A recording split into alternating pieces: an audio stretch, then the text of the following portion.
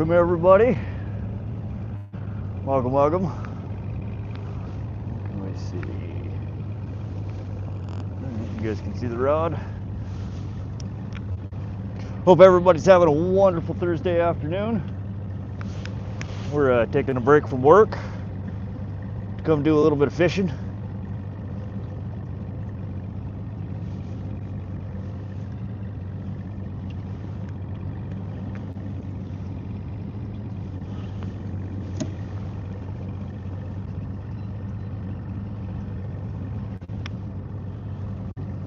What's up, Square Body? How you doing? Hey, Colby. Welcome, welcome.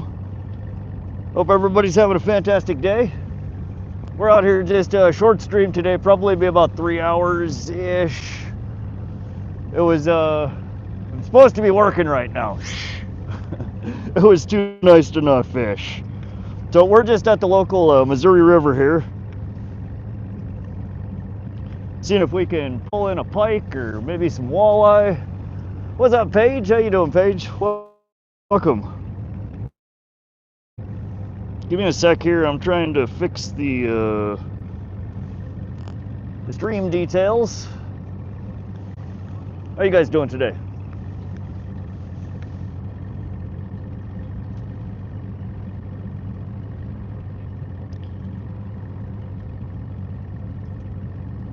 Hey, Joel. Welcome to the stream.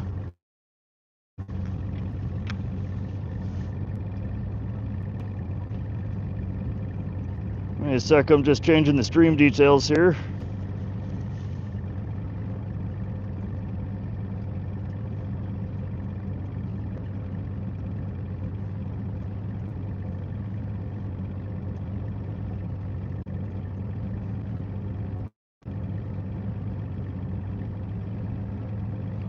Square Body with the clapping seal. Thanks, Square Body. My brother gave me his old computer. I need to replace the motherboard and the case though. Oh, nice, Paige. Heck yeah. That's not a super hard thing to do. All right.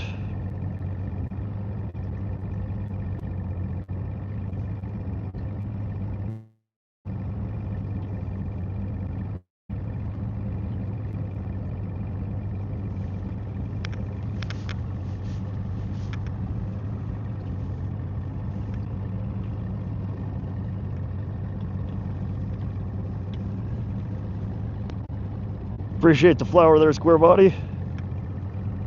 How's everybody doing today? We are out, this is near Great Falls, Montana. We are out for a few hours. We're gonna fish for some northern pike. We're gonna fish for some walleye.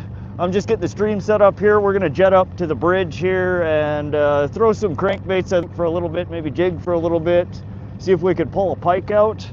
If they're not biting, we might head up the river a little bit further and do maybe some trolling with bottom bouncers for walleye. Hold on. Thank you everybody for joining me today. Appreciate you coming to hang out. We'll see if maybe we can pull in a fish here today. It has been 11 days since I have fished. It feels like an eternity.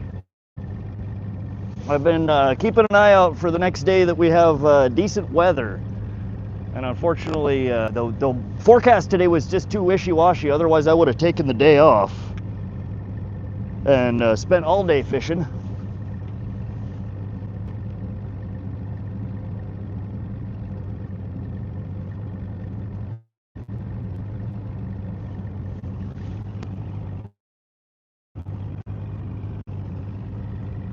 Nice out right now. It was supposed to be windy. Again, that's usually my limiting factor is the wind.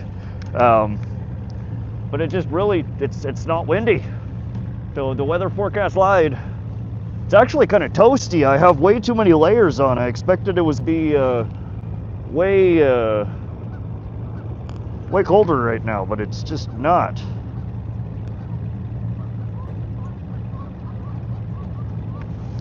All right, so dang it. Remove target. Kokanee.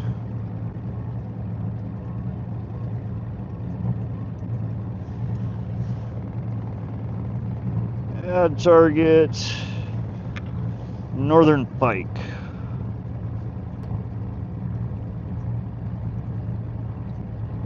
What's up, Square Buddy with the GG again? Thank you. Sonny Dixon, welcome from Pennsylvania. How you doing, Sonny? We're here in central Montana on the Missouri River.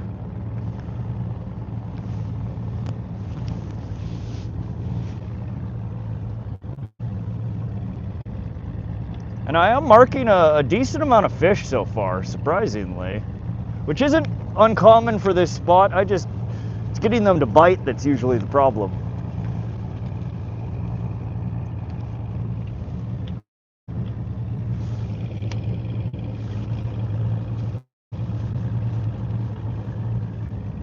Oh, what was that?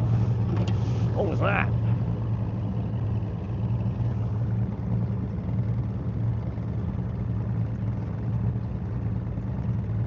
Something smacked at it. We ain't near close enough to be hitting bottom.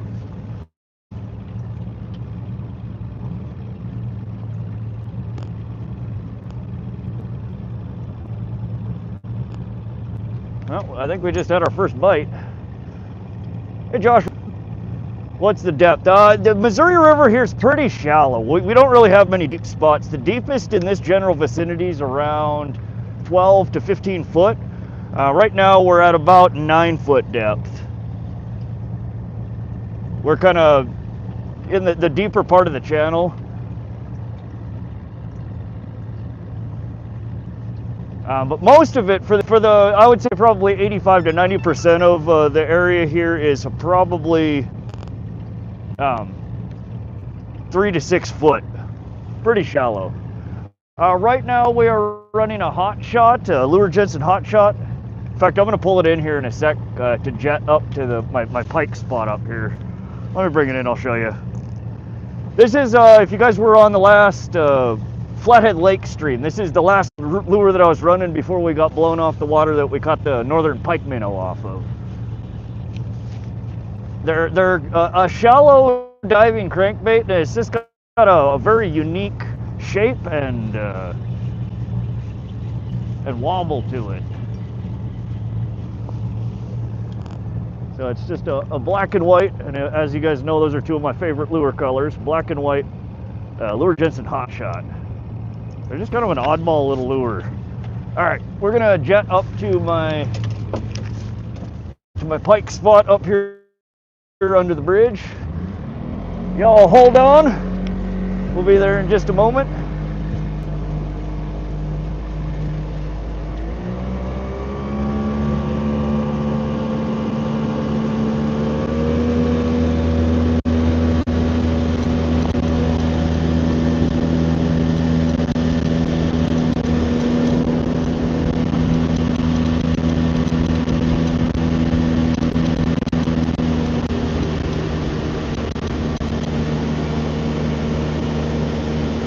We're just about 20 seconds away. We're real close. Thank you, Square Body.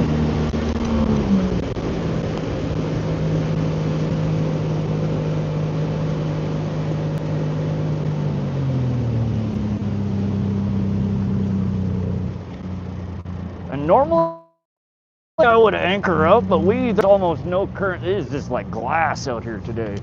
We might just kind of drift here for a few. Looks like one other boat out here. He's near my spot. Video's a little grainy. Ah, dang it. It looks like we're on Wi-Fi. I'm not sure why that would be. All right.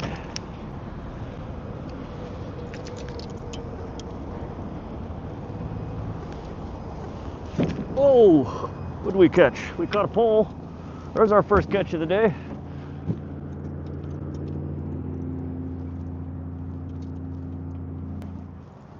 Kind of an odd place to catch.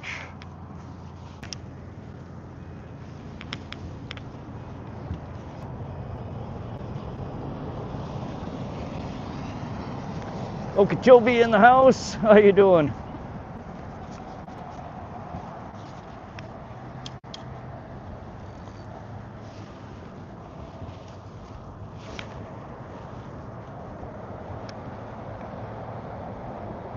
Is that where you caught the massive carp? Massive carp.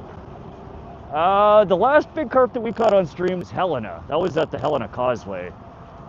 This is right near where I almost had the state record carp. That's up the Sun River about a mile east of us. This is where I caught my PV northern pike a couple of years ago. The 22.5 pounder came out right where we're sitting right now.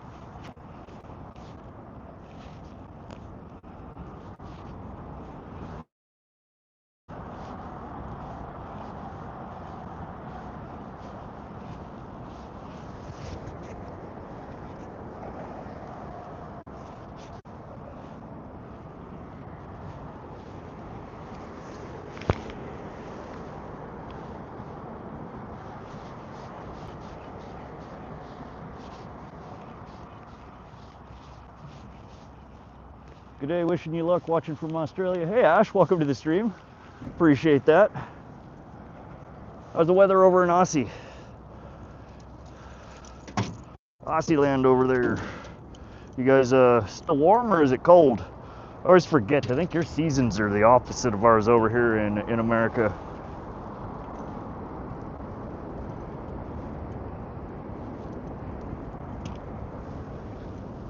All right, and this lure is more of a trolling lure usually. I normally don't cast with it, but I figured we had it on, we'd try it for a little bit.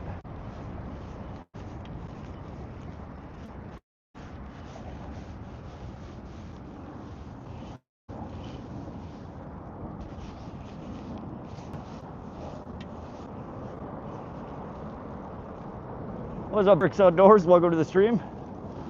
Yeah, let's swap this out. I'm gonna throw on my let's throw on our crawdad crank here.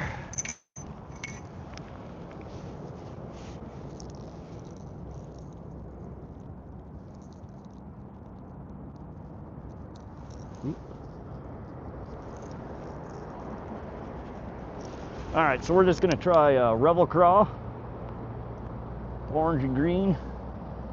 I usually have fairly good luck at this spot with this particular lure. Ooh, big ol' fish just jumped right behind the bridge.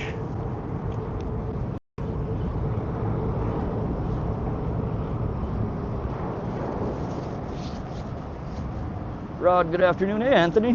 Welcome to the stream. We'll be going live in January 5th. I don't know what the weather's going to be like in Montana that time of the year. January, I couldn't tell you if I'm going live in a week. What, January 5th? That's like 2 months away. I don't know. Why do you ask?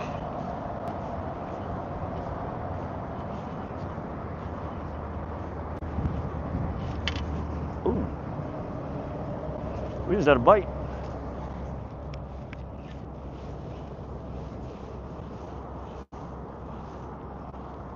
Yeah, I like this lure. It's got a nice rattle to it. It'll be your birthday. Okay.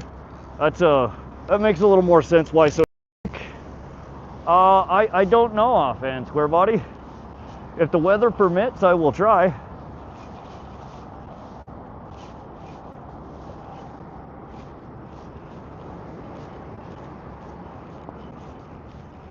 How's everybody's day going?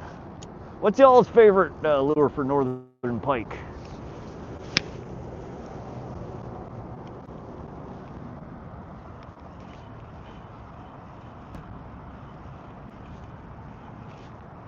You guys have a favorite? Do you guys have northern pike where you're at? It's one of my favorite fish to target here in central Montana. And I like crankbaits. You like swim baits, huh? Never caught one? Deadbait? Deadbait can be quite effective. If I were shore fishing, I'd probably be deadbaiting. We're in the boat here today. We're probably going to be casting some cranks. We will do maybe some jigging. But I don't have too long here. So what time is it? 12:30. Somebody remind me in 45 minutes. Rapala jointed shad wrap. Okay. Very popular for walleye and pike. I've never really caught much off of them though. Burks, we just got here. We've been fishing for 5 minutes now. Ooh, dang, that's the second bite I've had over there. They're not big bites, but we got something hanging out over here.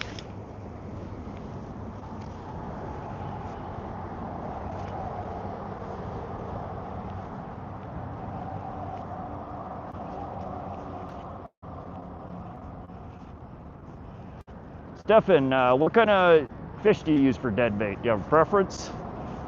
I usually use white sucker or creek or lake chub around here. Those tend to be my most effective.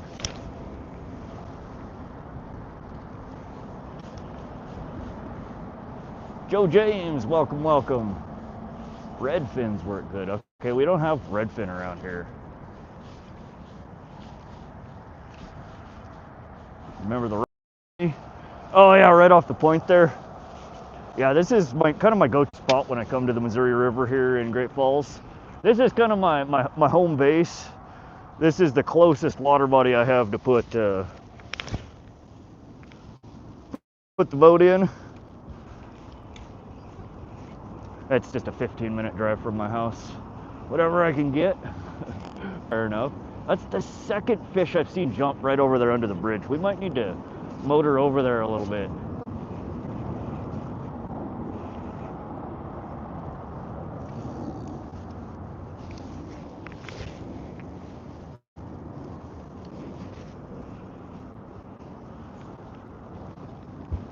Might go fishing for rainbow. It's my first time. Any tips? Oh, okay, Mr. Nobody. Rainbow really are not a very picky fish. I've caught lots of them off of just night crawlers. You can catch them off of the like floating trout bait. It's almost like marshmallow. Are you going to be bank fishing or are you going to be in a boat?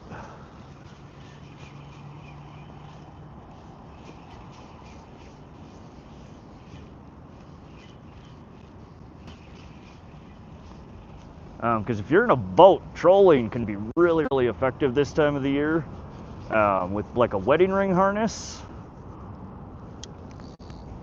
or any kind of worm harness. Bank fishing? Yeah, okay, so what I like to do bank fishing, I set up... Whoop, I need to put them poles down and keep smacking them. I use what's called a little Corky. Let me show you in a second here. After this cast, I'll bring it in. So it's basically a variation of a bottom rig. You'll rig it up just like you would for any kind of other bottom fishing. Usually I'll either a drop shot or your drop will be the weight. And right before the hook, I peg one of these guys. So it's called a little Corky. And they come in pink, they come in white, they come in lots of different colors. But on your leader that you have the hook, so like a 8 to 12 inch leader, slide one of these guys down over the loop if you can, and then take like a toothpick and do like 2 fingers above the hook. Pop one of these guys on and it'll keep your bait from sitting on the bottom. It raises it up whatever your lure length is. So you'll get up 8, 12 plus inches off the bottom. That's one effective method. A lot of people use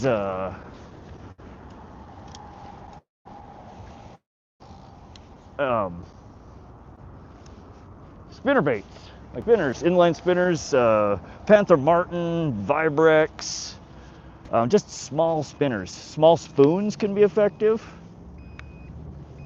Shut up, I know we're shallow. But it's more so about finding the fish. You can find a good spot that they're that holds fish. You'll catch quite a bit. What you should do, go check out, in fact, the little Corky that I was just showing you. If you go to my page and go to my videos, there's a handful of videos where I fished off the dock, so bank fishing at Willow Creek Reservoir. Find my Willow Creek Reservoir playlist. And I show you how it's set up, and I show myself catching some really nice, some 4+ pound rainbows. Trout, welcome, welcome. Greetings from Turkey. Hey, what's up, Mustafa? Welcome. We're in Montana in the United States. Mapsaglia. It's my go-to besides the Panther Martin. Meps can be good, yeah. They're all just, you know, variations of inline spinners. They're quite good for trout. And you could do it, run them just raw. You can use a little bit of scent or attractant on them. You can put just a tiny tidbit of like a night crawler on there.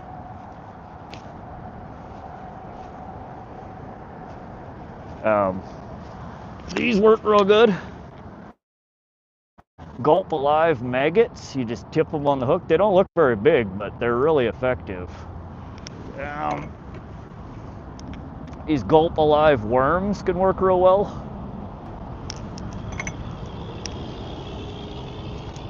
But yeah, trout tend to be rainbow trout at least, tend to be a quite easy one to catch, particularly picky.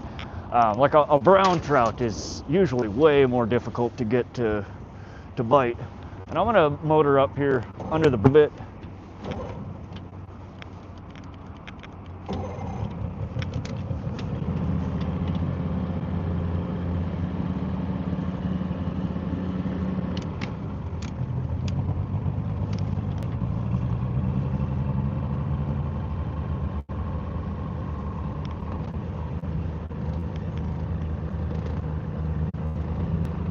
Now I'm just gonna hop over under the bridge here, get out of the sun a little bit. And there's been fish surfacing over here. Probably not pike, but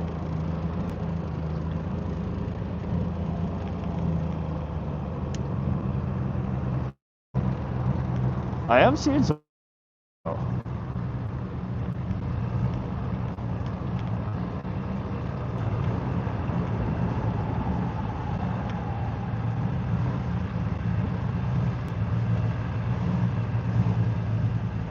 Howdy.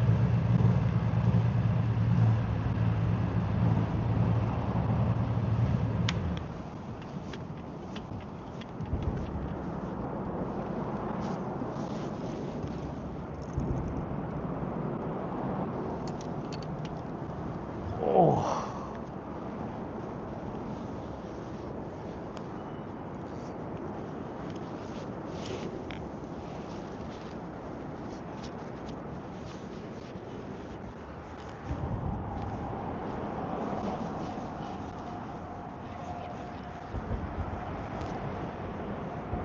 Perch Outdoors, talk to you later. All right, Bert, thanks for stopping through.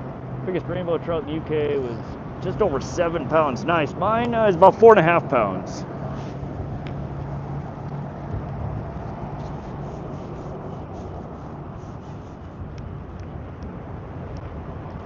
Going pier fishing this weekend, Lake Huron for walleye and burbot. Oh, nice. Burbot's on my bucket list. I've never caught one. You catch them off the pier, huh?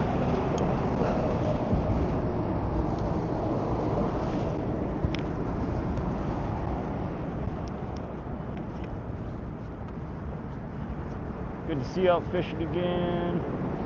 Family all good? Oh, thanks, Dave James. Yeah, we've been doing good. Weather's just been crap. Real bad.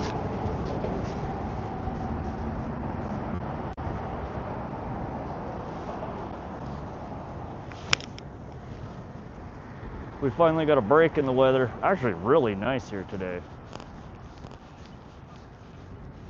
Good to see you out fishing again. My go-to rainbow trout lure is a Colorado. Oh, Colorado blade, okay. Yeah, that's actually the worm harnesses that I built and that we were catching all the rainbow on last week or 11 days ago at Holter was all Colorado blades.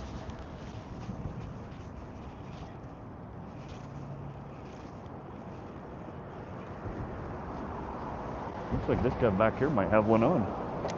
Batteries. Yeah, he got one. Got one on? Yeah. Heck yeah.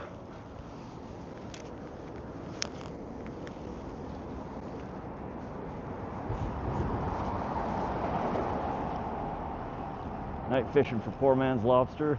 Yeah, we have a bunch of water bodies around here. I've never managed to get one.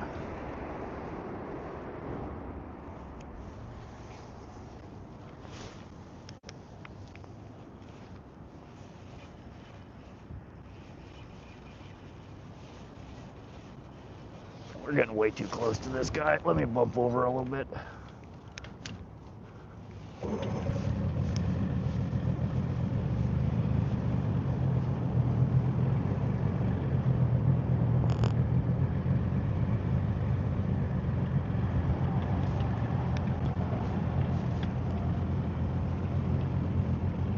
Earthworm jam on a leisure.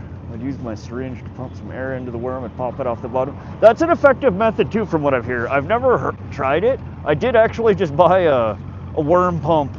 I've never had one before.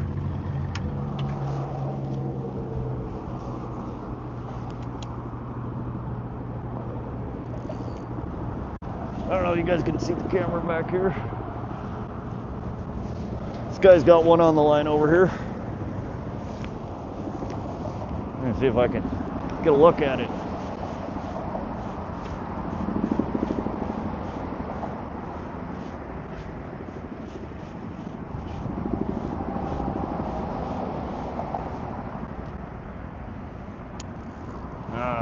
You got it netted. I can't see how big it is though.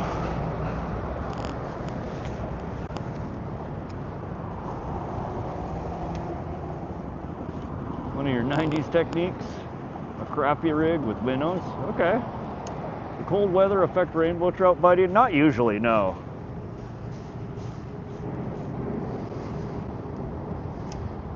No, the rainbows, they're either biting or they're not. More often they are than they're not. They're a fun fish to target.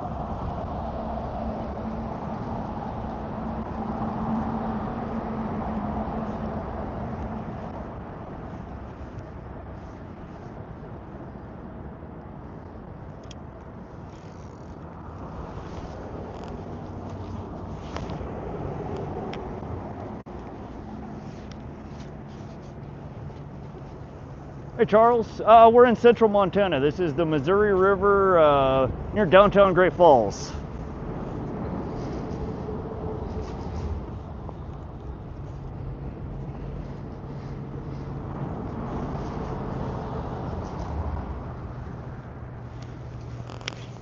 Where's everybody else from?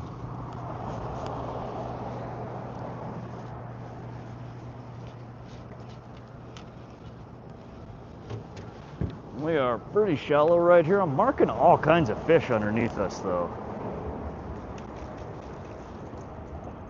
All right, we're gonna swap out. Try a different crank here.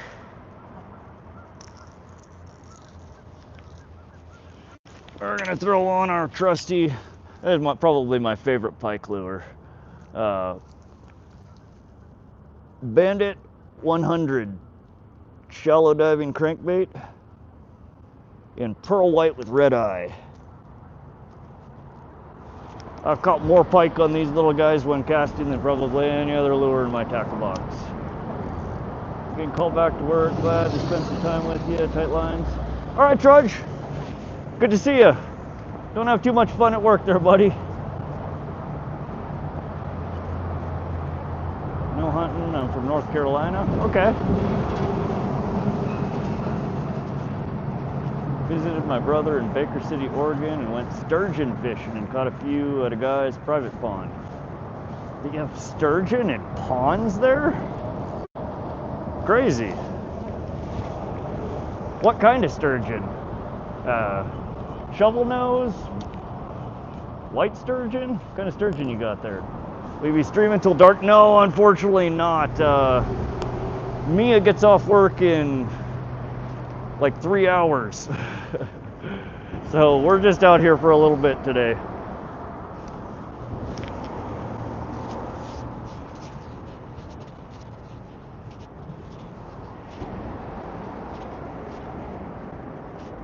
Double tap that screen. That's right, if you're enjoying the stream, clickety clickety. Otherwise it's all right. But I hope everybody's having a wonderful day. Man, I wish I could have taken the whole day off work and been out fishing all day.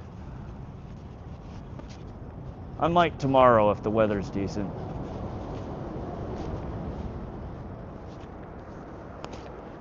So we're just, we're running these shallow diving crankbaits. I'm not in a very deep of water. It's about 7 foot where we're at right now. This time, pike are kind of all over. You can fish for them deep, you can fish for them shallow. You can dead bait for them, you can troll for them, you can throw jigs or cranks for them like we are right now. They are fattening up for the winter, and they are incredibly active right now. I'd honestly be a little surprised if we didn't hook up into something here today. I think the guy over here near me that's fishing that just hooked up on one, he's jigging. Just I couldn't tell what color it was. No, in fact I can see it now. He's got orange and chartreuse jig.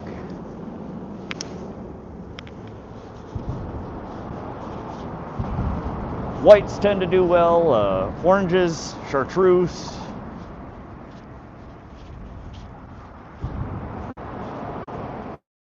Though I tend to prefer whites. Whites and black are kind of my go-to for pike.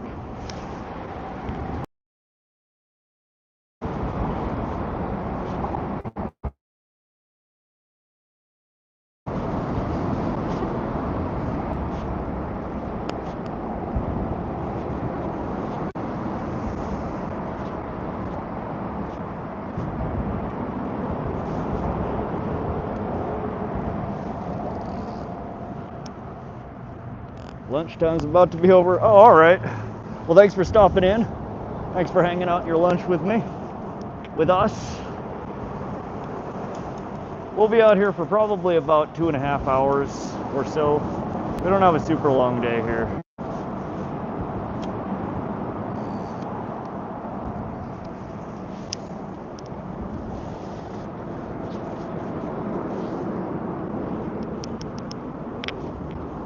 Fort Sturgeon Pond in Idaho. Look it up. I will try and look that up if I remember. What kind of sturgeon are they, though? Do you know what type?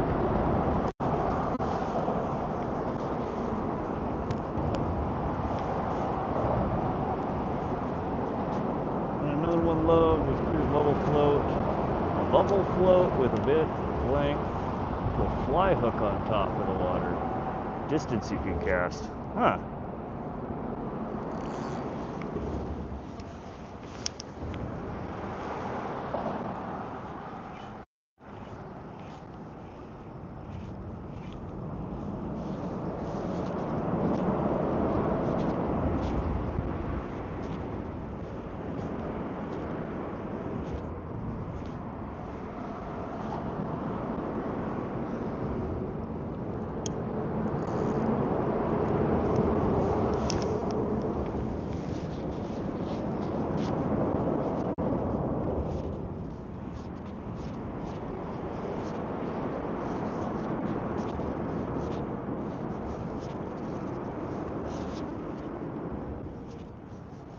Over 3,000 sturgeon in the pond from 3 feet to 7. Wow, that's a lot of big sturgeon. That sounds fun. What were you using? So when we sturgeon fish here, normally what I use is just call it a worm ball. So you take a treble hook and you cram like 2.5, 3 worms on there, and it's just a big ball of night crawlers. And that tends to work real well for the sturgeon. I usually only fish for them during spring, late spring, early summer, when they're spawning here. They run up the Missouri River.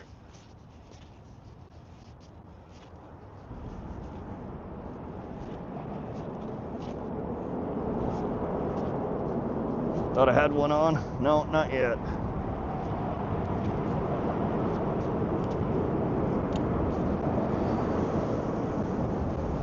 Not yet, Dave.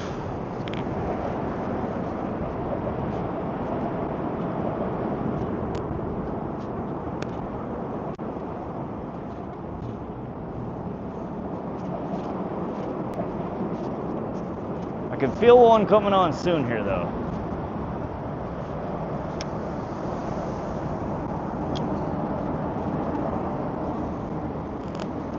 Loads of pike and perch.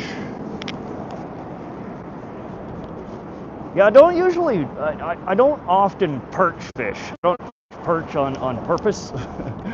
I do from time to time catch them as a bycatch when I'm trolling for pike.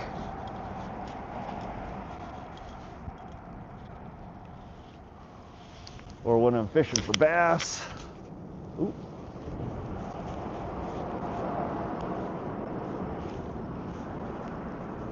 Kerosene cucumbers. Welcome to the stream, Kerosene.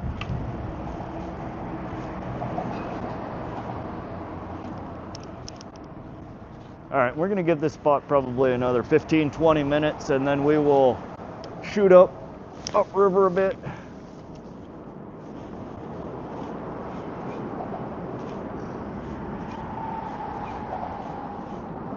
Appreciate those thumbs up, y'all.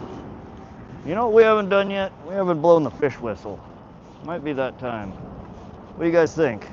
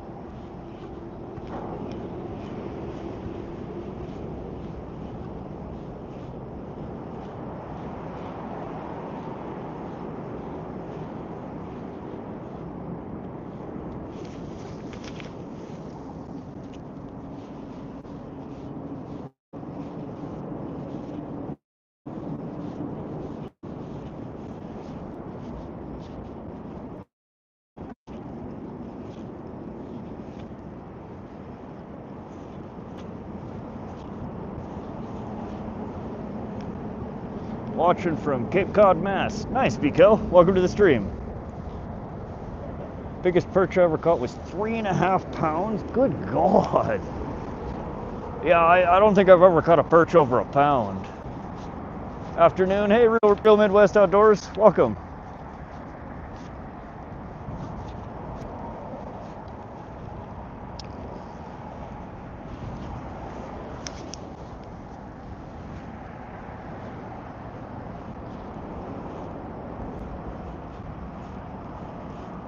How's the weather over there in Mass? You guys having winter yet? It snowed here yesterday. It was 25 degrees this morning Fahrenheit when I had to drop me off at work. Whoa. It's warmed up quite a bit. It's in the 40s right now, I think.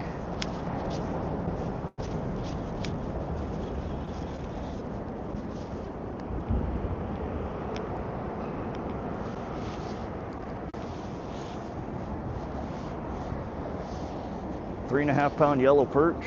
Yeah, that'd be bigger than our state record, I think. Somebody type .record space yellow space perch.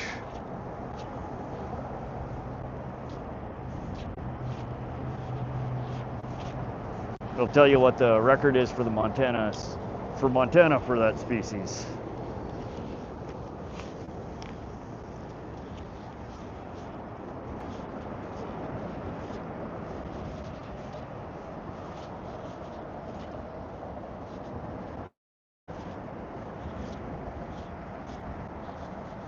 Perch and carp are pretty good here. Another one I love to catch is tench. Yeah, we don't have tench here.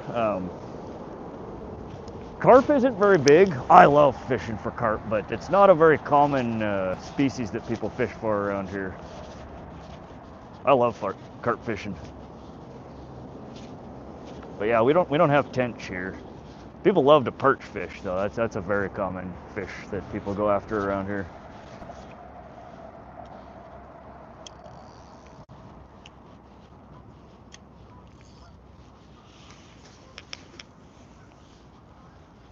gonna give this 8 more minutes and then we're gonna hit up a different spot.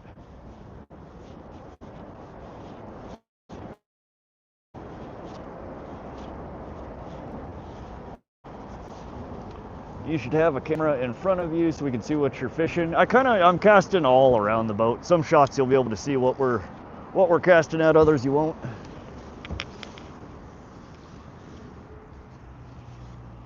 We're just drifting right now.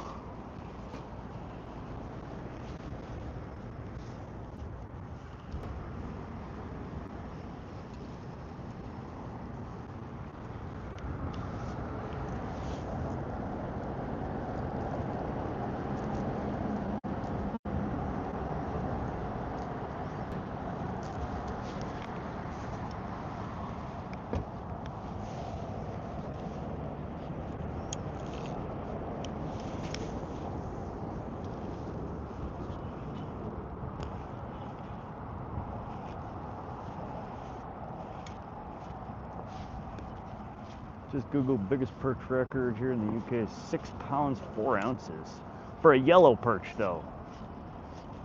So there's 3 or 4 different kinds of perch, if I recall correctly. There might even be more than that. We're talking about yellow perch. Do they get that big? 6 pounds?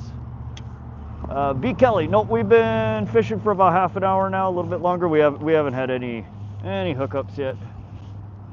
I've had a couple of bites, but we missed the hook set.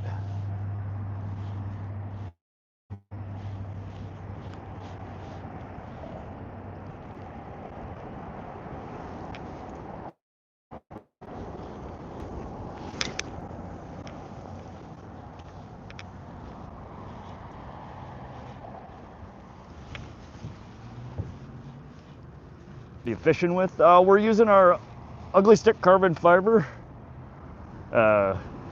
Medium light fast action, 6'10".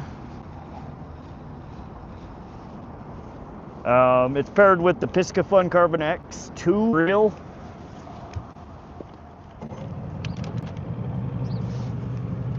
And we are using currently this guy, if I can get it to stop. Oop. It's a Bandit 100 shallow diving crankbait.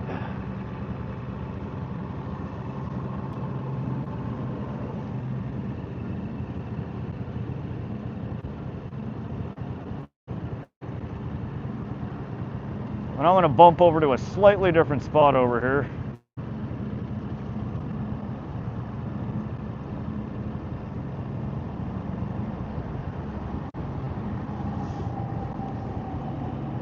Carboy, we're in central Montana.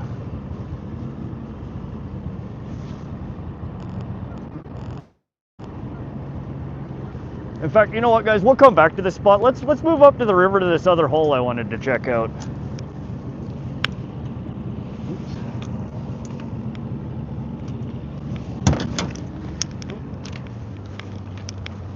Alright, and hold up there. It looks like the European perch looks similar to a yellow perch, but they're a different fish. Yes. Got yourself a new subscriber. Thank you, Michael. I'm glad you're enjoying yourself. Alright, hold on a sec here, guys. We're going to get up to a different part of the river here.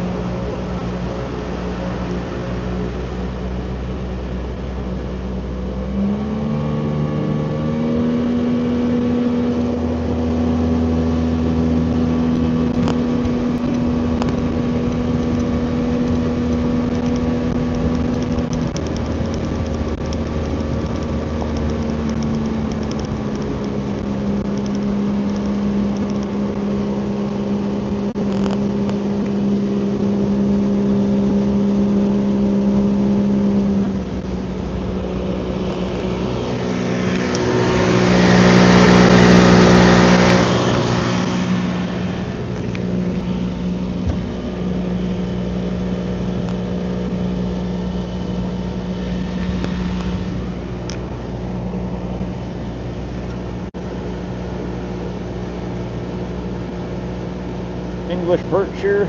Yeah, we just have the yellow perch here in Montana that I'm aware of. What's up, Oaken Benjamin? Green black stripes.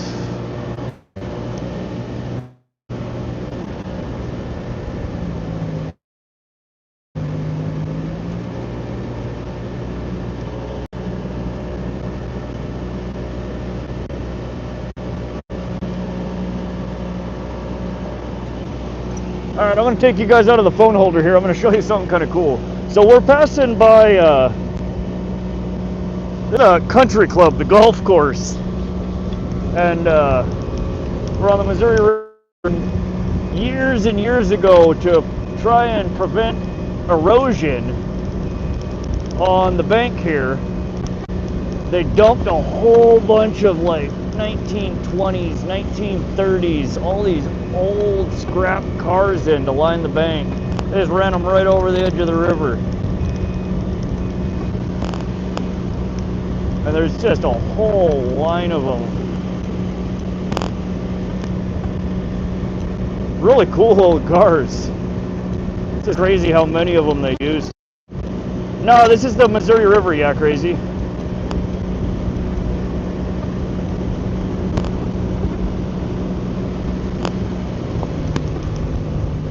But yeah, so there's all these old neat cars, old rusty beasts just lining the riverbank all along the golf course here. I always get a kick out of it when I drive by.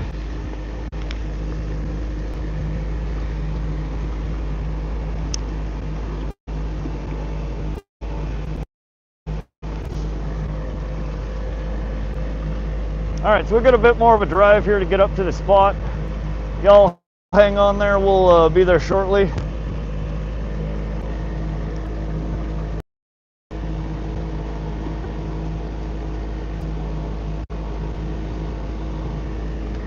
Thanks, yeah. We'll be there shortly. I just want to get up. I want to try this other spot up here.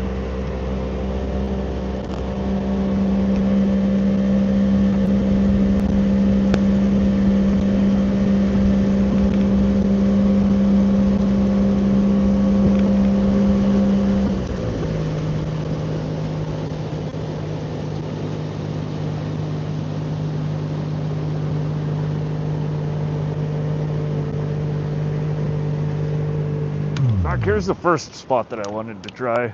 There's a deep hole we're coming over right here. I'm gonna throw back on this little deeper diving crankbait.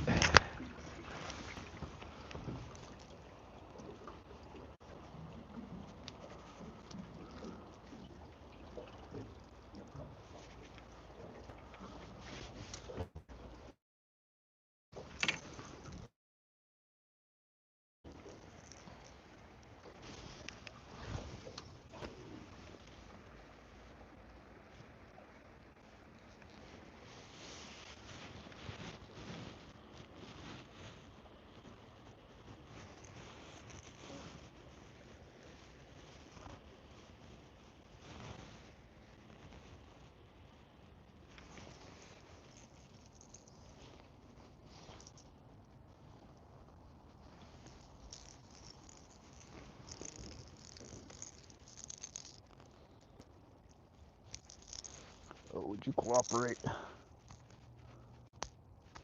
There we go. All right.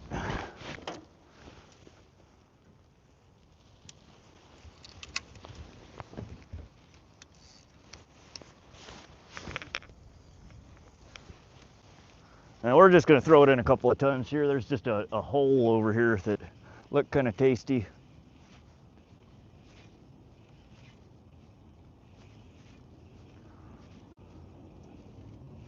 Rainbow trout, 34 pounds, 12 ounces. Yeah, I think 30 pounds. That's just absolutely insane to me. My biggest is, 4.5 pounds.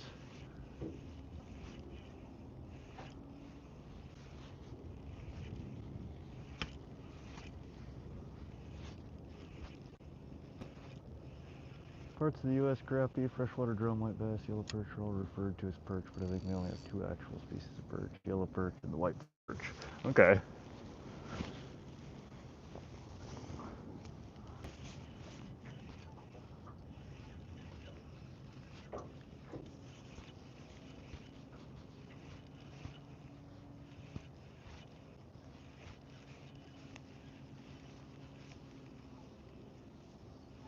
I honestly just should throw a bottom bouncer on and we should troll up this way.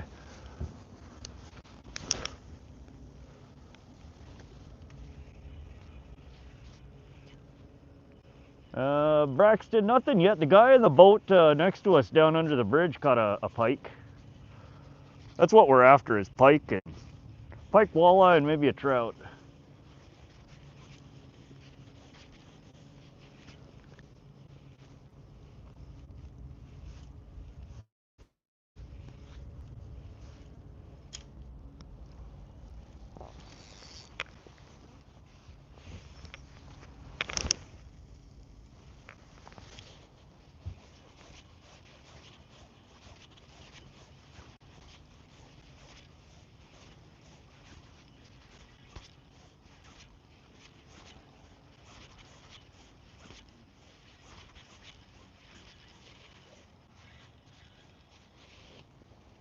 All right. This current's just going too fast to drift. We're off our spot already. We'll have to go up further and anchor up or bottom bounce for them.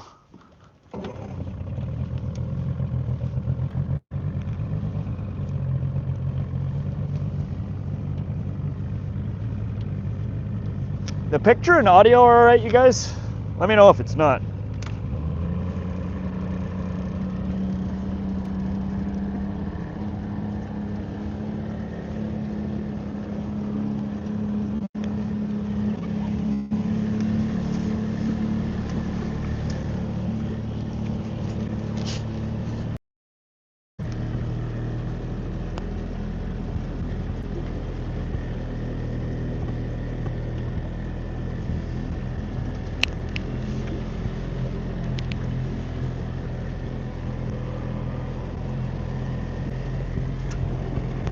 Audio and video good in my end. All right, cool.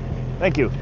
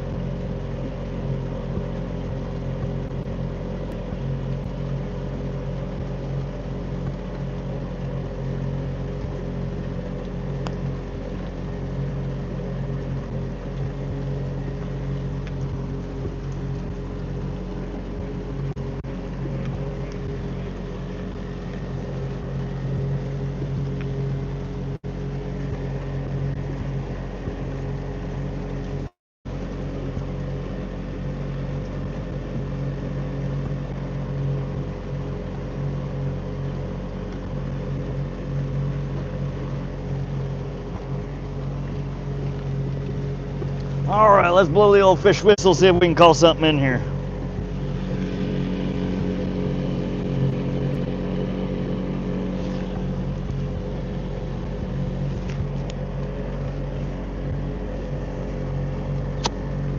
Well, it's clogged. Awesome.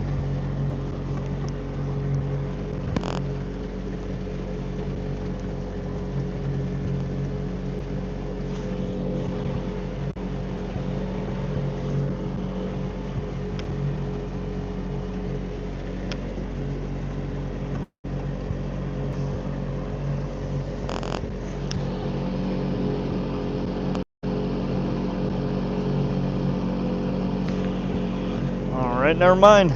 Fish whistle battery is dead. Awesome.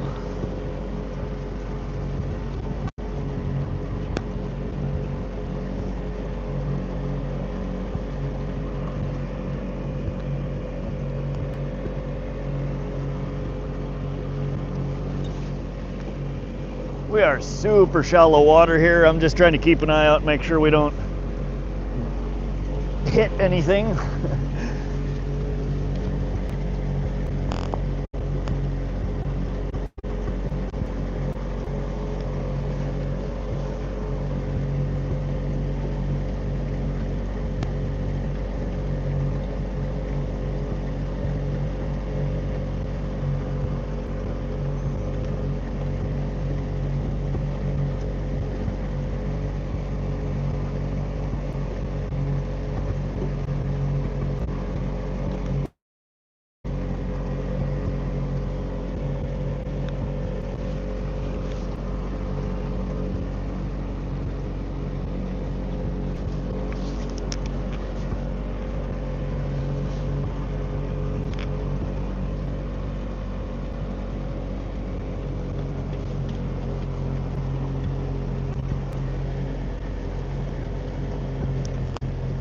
Yeah, we're in about a foot of water right now.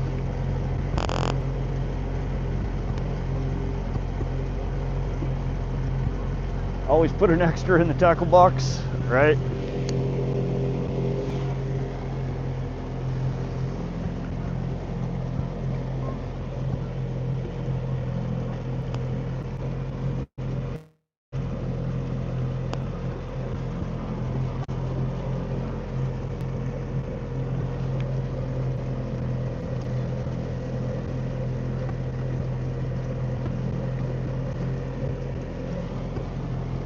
Good luck on the water. Thanks, Anthony.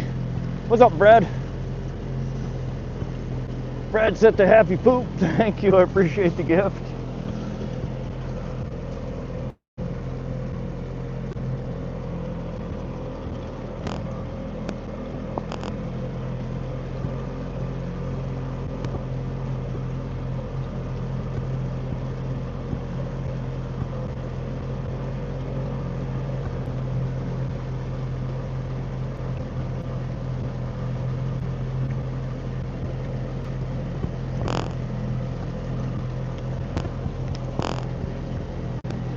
What's up, Bill Reed? Welcome to the stream.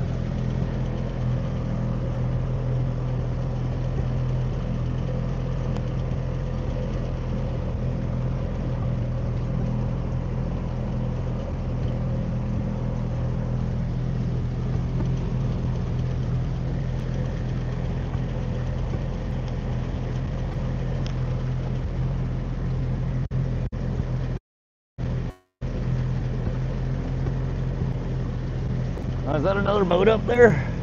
We might have another boat in the water over here.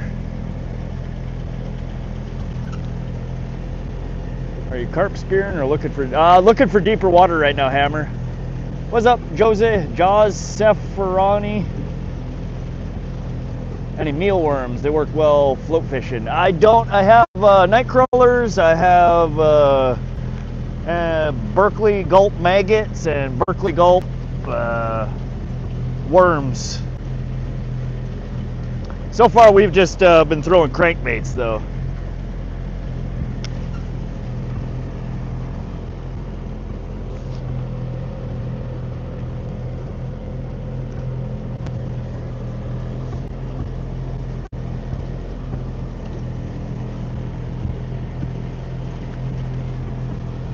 Oh, never mind, that's not a boat, that's a piece of a tree that's stuck in the middle of the river. What's up, Lake Erie Lee? How you doing?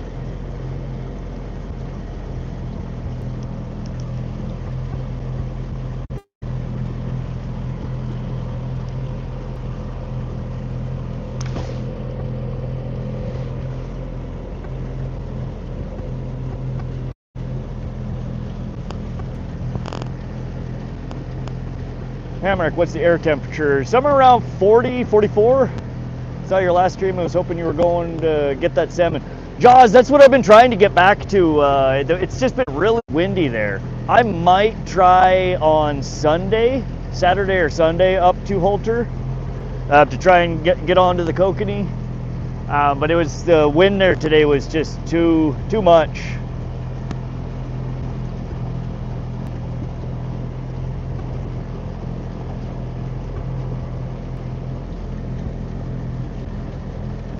Yeah, we're going to a different part of the river that I normally don't fish. I wanted to check it out. I know that sometimes of the year it's really good for walleye there.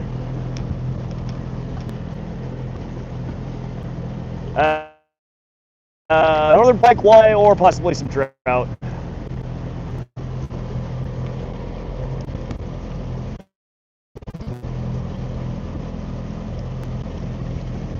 Oh, that's a bunch of fish there. Wow. Is that all fish? That's got to be. They're all casting shit.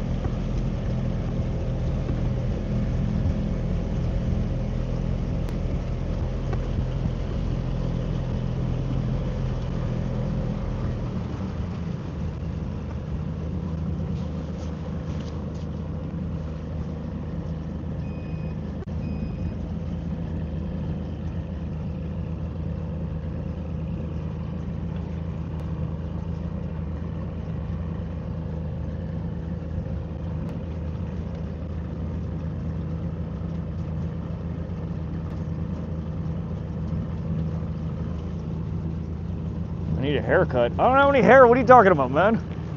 My head's basically shaved bald. Are you saying I need a beard trim? I don't have any hair.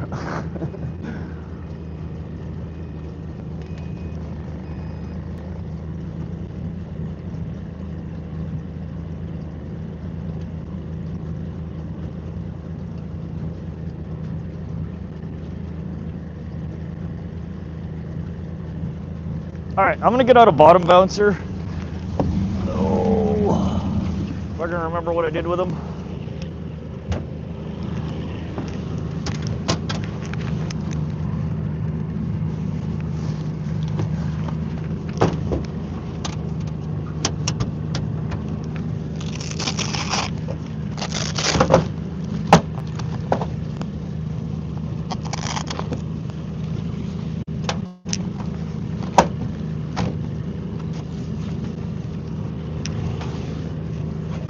Whoa.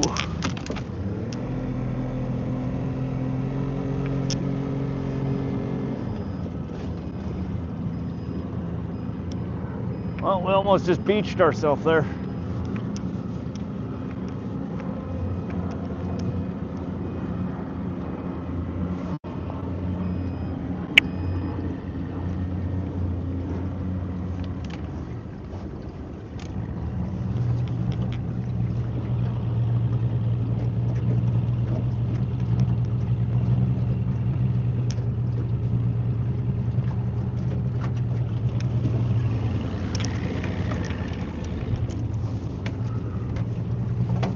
Oh yeah, we got fish all over in here.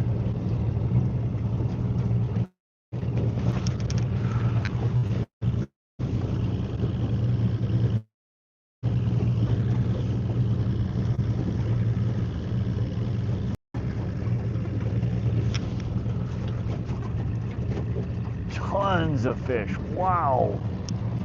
All right.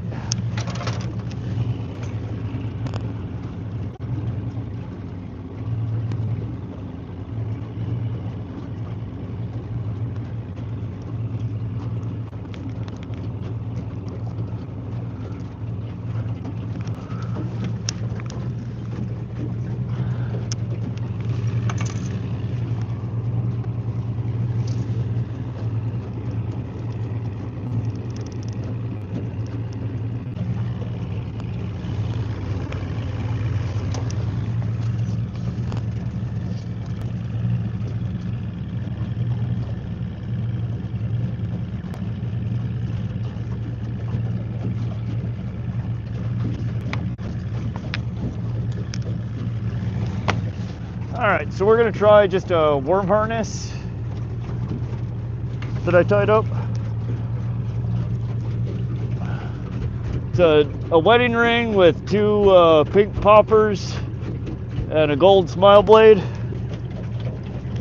We're fishing in about 10 to 12 foot of water. I'm using a 1 ounce.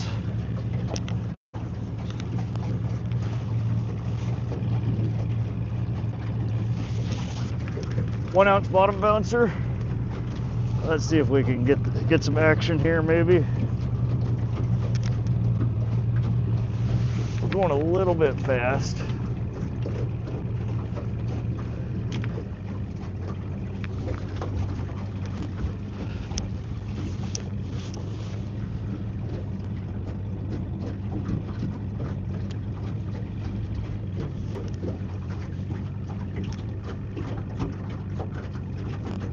Got bit off last time by a pike, that's right, yeah, we did.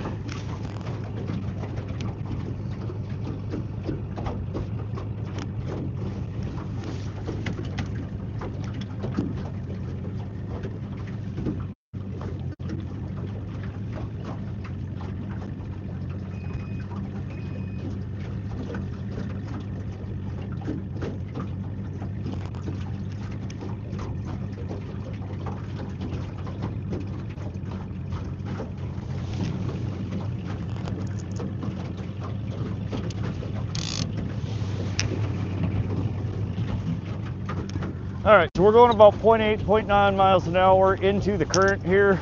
We're fishing in about anywhere from 5 to 10 foot of water. Kind of a muddy bottom here.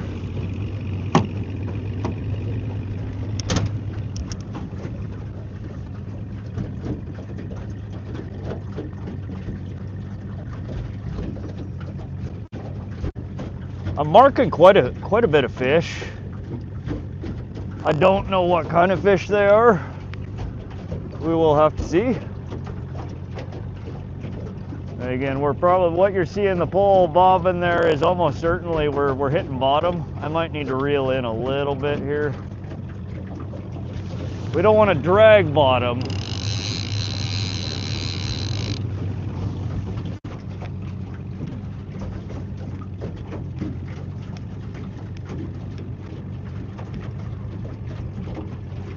You want your bottom bouncer to just kind of tick off the bottom from time to time. Walleye tend to be stuck down at the bottom, though they will come up in the water column to come after stuff. Getting that bait right down in their face oftentimes will get them biting, and that's what I need to grab. I need to grab some scent, some attractant here.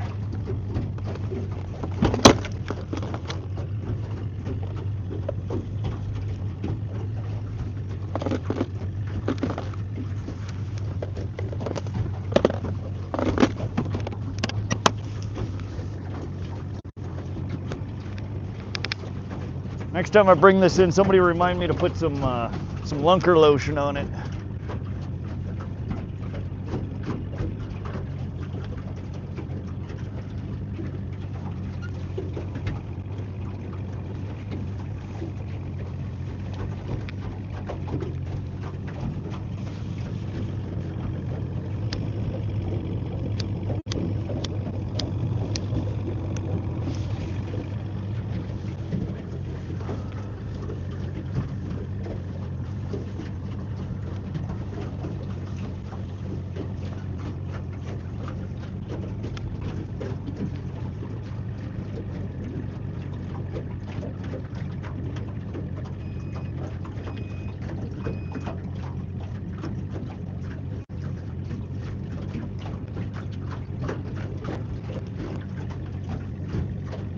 I do see some fish hugging the bottom there.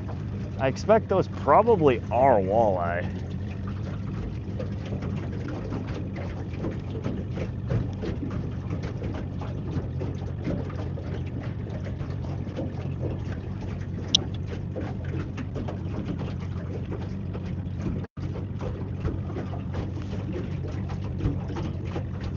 Everybody got so quiet. What are y'all up to?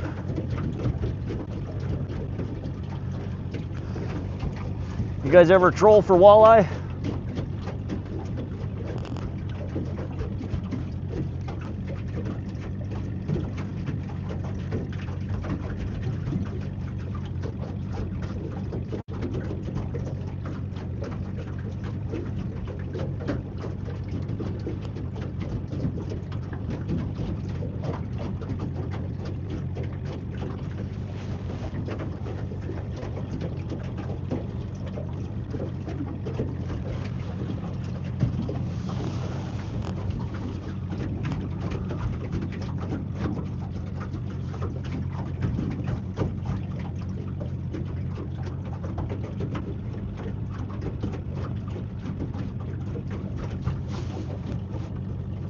I'm just going to let out a little bit more line here.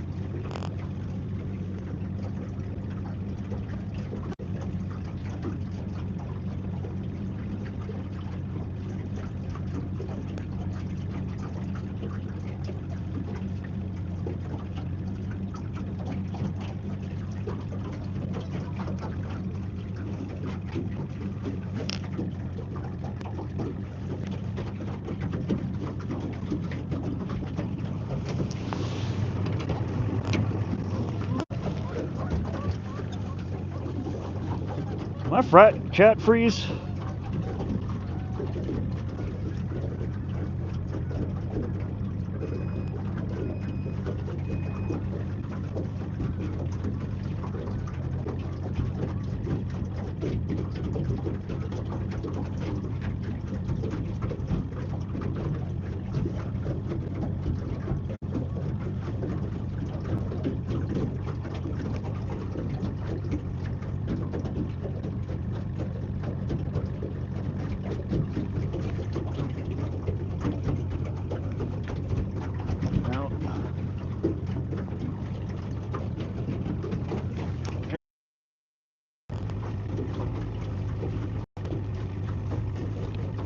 Hey guys, sorry about that. I don't know what the deal is. YouTube was not cooperating. We're back.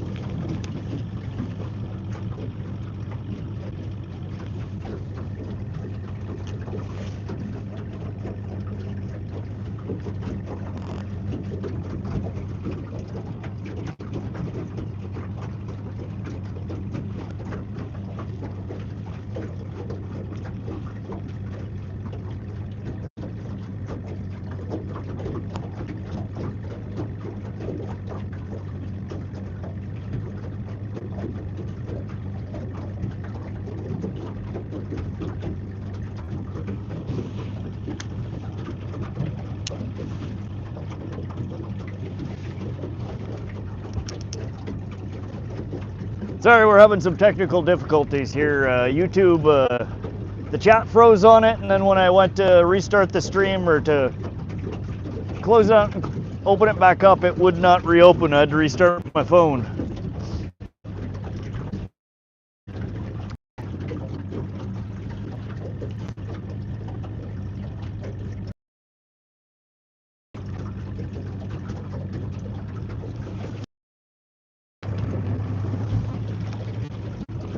We have a bum bouncer on the line, a 1 ounce. We're in a little under 10 foot of water here.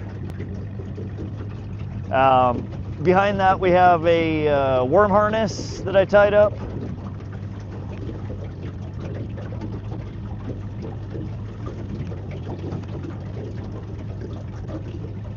We'll let that one run for a little bit here. I forgot to put an attractant on there. VCal, this is the Missouri River. It's the longest river in the United States. Depth varies greatly depending on where at in the river. Right now we're at about 6 foot.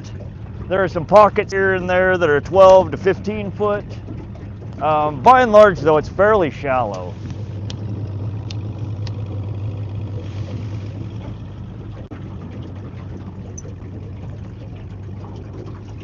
You get hit soon? Me too, me too. That's all right. Even if we don't catch any fish today, I will be. I'm just happy to be out here. It's been 11 days since I've been fishing, and I've been jonesing. Weather is gorgeous out today.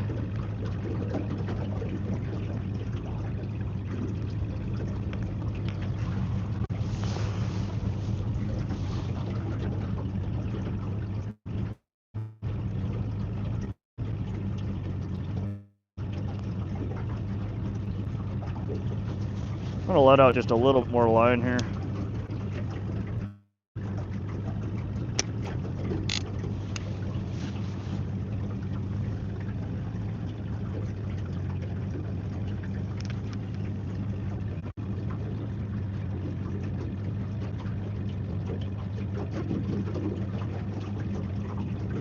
And I'm just kind of holding the pole. I get in the river here. I'm only allowed one pole, 2 hooks. And when you're bottom bounce, you can throw out the pole holder and just let her go. You'll still catch fish, but I tend to have better luck when I'm bottom bouncing if I got the pole in my hand. You can feel the bottom. You can kind of let off on it, let it drop down, bring her back up a little bit. it's the erratic actions that tend to strikes more often than not. And you just have a little bit more control over your bait presentation when you're holding it. A lot more variance. Are there any smallmouth bass? It's not a pond, it's the river. And yeah, there are smallmouth bass in here. I normally don't catch very many of them this far up in the river. Usually I gotta go a few dams down, about an hour south of here to really get into the smallies.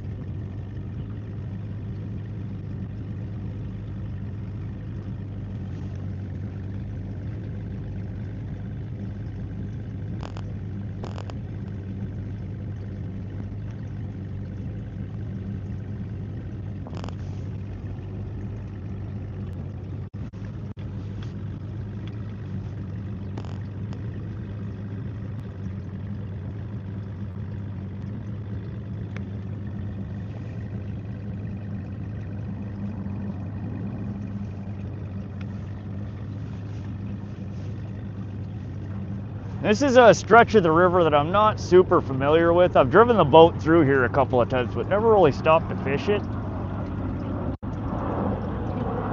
Wanted to come back and bottom bounce it though, because I do mark quite a few fish in this area.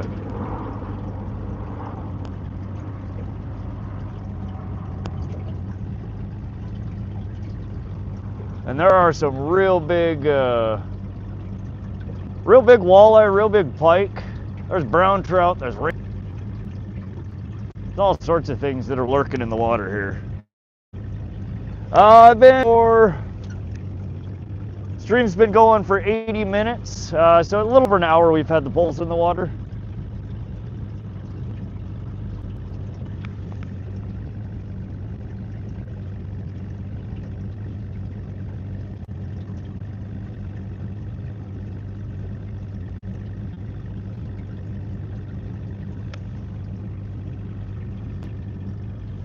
We're just kind of slow trolling against the current in the river here with the bottom bouncer.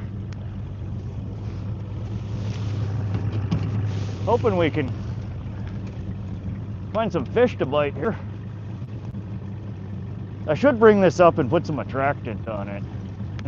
In fact, I should honestly switch to a Colorado blade instead of the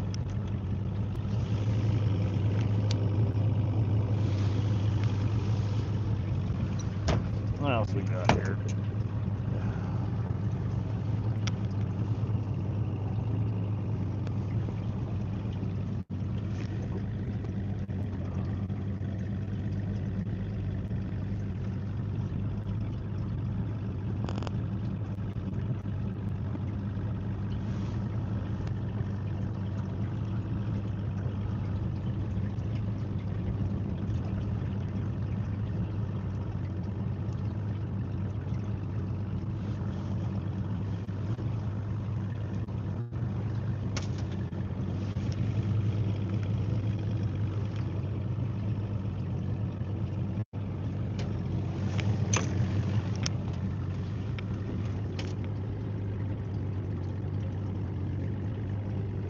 Yeah, we're back. YouTube was spazzing on me. The chat froze up and then it wouldn't open back up. All right, we're gonna take this worm harness off. We're gonna throw a worm harness rig on. In fact, this is a SlowDeath rig that I tied up. That's got a Colorado blade and a wedding ring on it.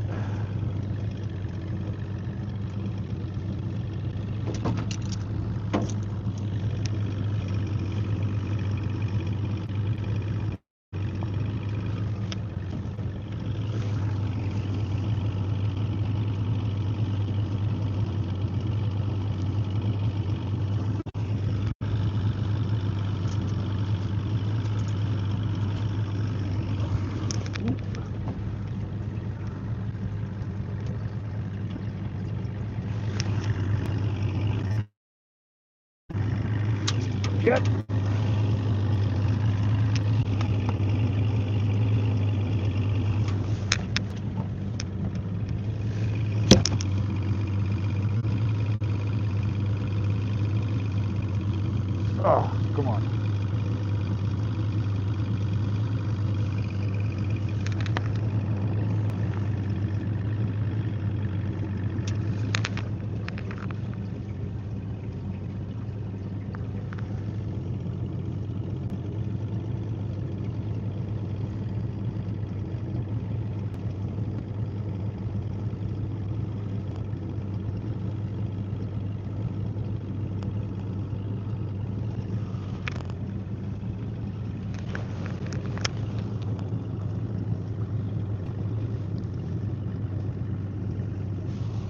All right, we're just putting some lunker lotion on there. It's anise infused attractant, and we're running our Colorado blade in hammer brass. We have a wedding ring, gold and silver beads, and then our crawler on a SlowDeath hook. And we're running that behind a 1 ounce bottom bouncer with a fairly short leader. This one's only got about a 12-inch leader on it. Normally I would run a much longer leader.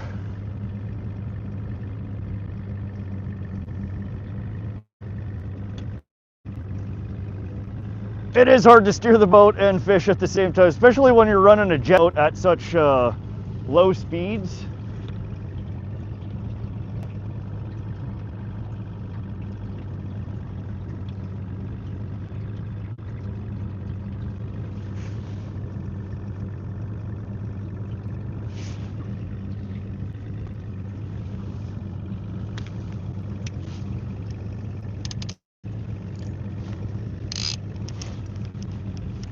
We're kind of all over the place here.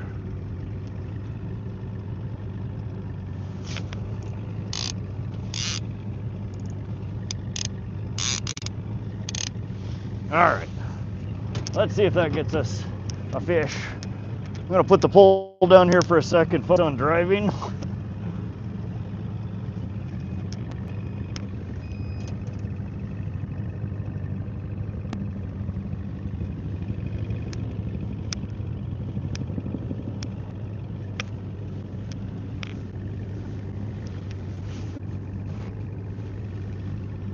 Rig looks good. Oh, thank you.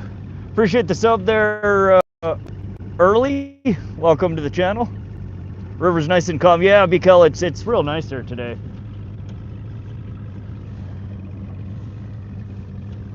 Come on, fish.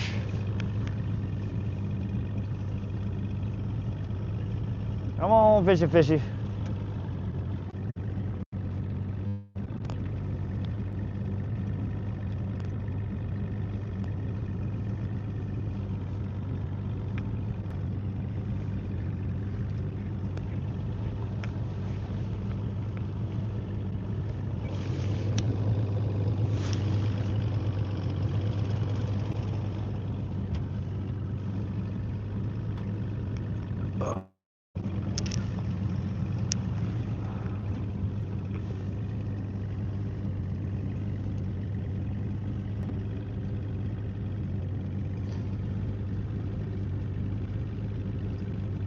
Is the rut there yet? I am not entirely sure.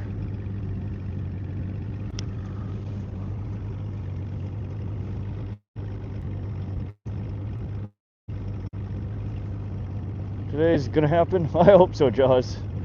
Can you only have one rod in the water or two? In the river here in central Montana, you're only allowed 1 rod, 2 hooks. When you see me streaming from ponds, lakes, reservoirs, I'm allowed 2 poles, 2 hooks. Unfortunately though, this section where I'm fishing today, it's limited to 1 rod. Kind of a pain in the butt. That's why I much prefer fishing the lakes and reservoirs. Ever encountered a shark? Not in fresh water. No, we're in the middle of Montana, Sharky. There are 0 sharks in the water around here, my friend.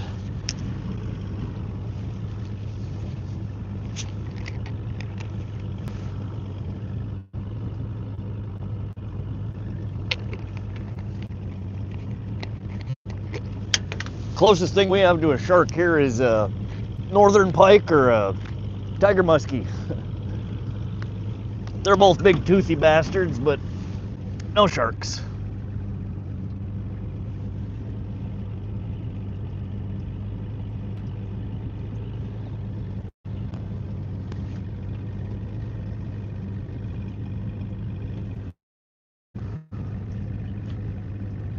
Here's a nice deep pocket, so we just dumped into about 12 foot, substantially deeper than where we've been.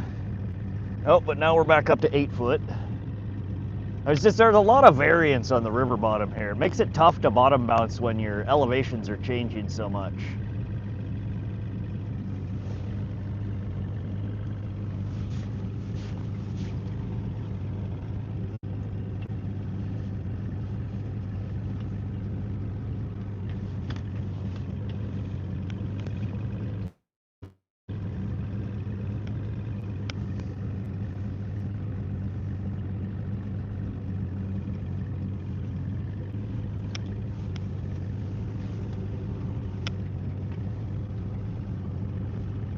At antifreeze or Mountain Dew? Same thing, right, Scott? What's up, old Rich? Welcome. Ever run into a game warden? This year I have run into the game warden more than probably the last 3 years combined. I'm on a first name basis with most of them around here and into them so often this last year. Have you mapped this river section? I have. I've only been through this section of the river once with my boat. What I did download the CMap Genesis live maps, the community maps for this section. So I do have some maps.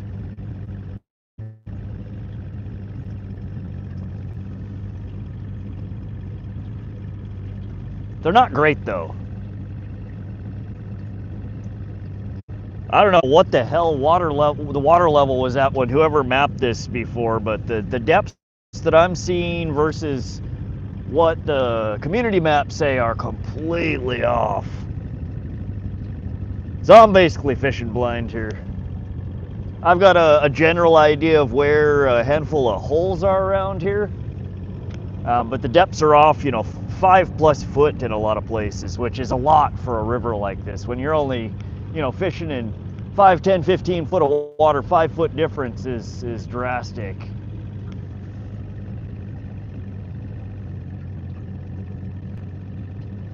But we're sitting 8 to 10 foot here, decent depth.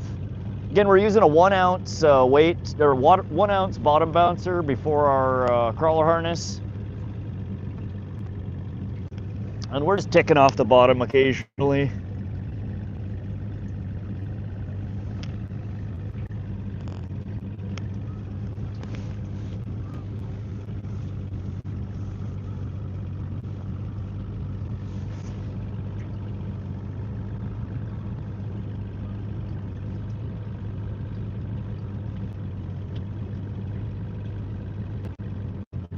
But yeah, this is a new section of the river. I've come through here once. I've never fished it.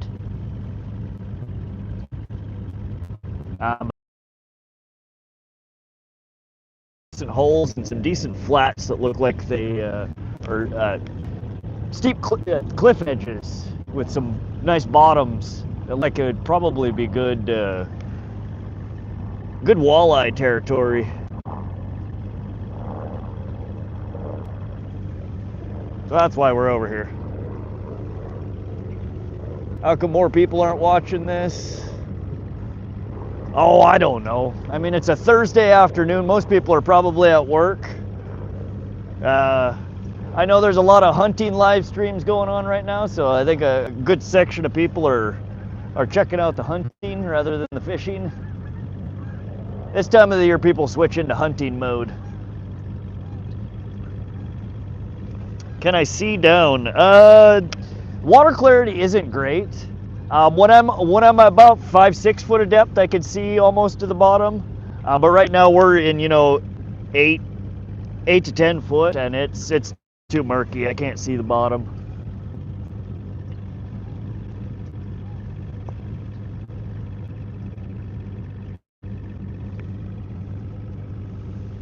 Fishing's better. I agree. I much prefer fishing. I live in Iowa and I know some of the game wardens' names up there from the TV show. Oh, that's right. Yeah, you guys probably know a lot of the Montana game wardens. They have that TV show that's been on the air for a few years. One of them I went to school with. Well, she was a grade higher than I am. Quinn Kuka. You guys will see on there. Her little sister was in my grade, Cody Kuka.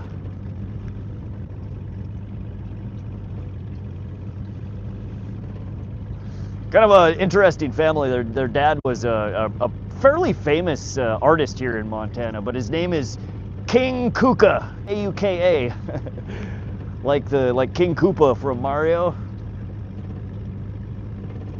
But they named all of their children starting with a K. Quinn, Cody, Kai, Coin. Odd naming scheme, but really nice people.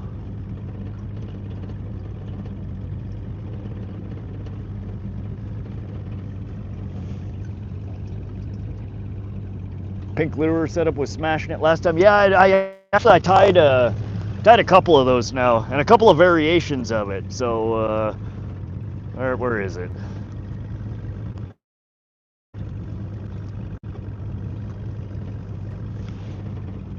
Yeah, this is the one we were using the last time. Ooh, trying not to. So the one with the silver Colorado blade, double wedding ring, and orange beads. So I tied up a white one, double wedding ring with hammered brass with a pink dot. And then I got a green one, double wedding ring with gold and hammered bronze. So I tied up a handful of those for the trout.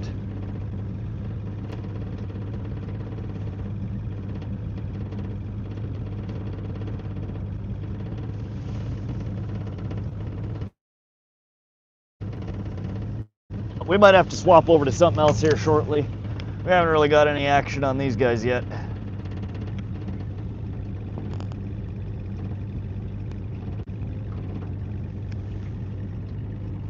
I think Brian Goley is the one kind of in your area. Yeah, he's Cascade County. He's in this area. And I've run into him, I think, 2 or 3 times this year. I've never had a problem with him. He's really nice. I know a lot of people around here don't like him. He can be a bit abrasive at times. But my viewpoint always has been is, you know, as long as you ain't doing nothing wrong, you ain't got nothing to worry about. But I know a handful of people that he's just rubbed the wrong way. He's been a nice guy to me, though. I've never had a problem with him. Nope.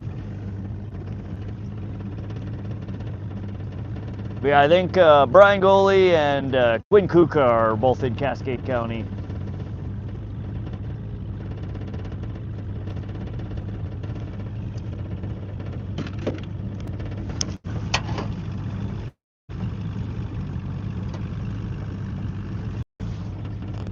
Yeah, it's been surprising how many damn times I've run into fishing game this year. What's up, Ronnie Kendall? Welcome. Wardens you have up there seem like good people, aside from the one younger guy is pretty dramatic. Yeah, some of them. They all have good days and bad days, just like the rest of us. You tried a Mepps Daredevil, red and white. No, I haven't run that yet today. That used to be one of my go-tos for pike. I've never really had good luck trolling with it, though. 99% of the game wardens on my boat any day of the week. As a whole, they love wilderness just as much as a non-sportsman. And that's just it, you know. A lot of them, they get into it because they love the sport, you know. They're just here doing their job, trying to protect it and preserve it for, you know, the generations to come. You got so many people out there that want to abuse the rules and poach shit and take more than their fair share. So as long as you ain't doing nothing, got nothing to worry about. Just be friendly with them. Do a pan around. Yeah, in a sec here, Jaws. How much does it cost to fish for a license? For a Montana state resident for a yearly license, you're required to get 3 things. They sell them in a package. It's your fishing license, or conservation license, and state land use permit. And it's sold as a package. I think it's $37 a year for a state resident. Did you miss a catch? No, we haven't caught anything yet, Joe. Jacob with the 100, thank you, appreciate the gift. Yeah, I'm not sure how much further up the river here we're gonna go. We might turn around and troll back in the other direction. It's harder trolling downstream though. You end up having to go a lot faster.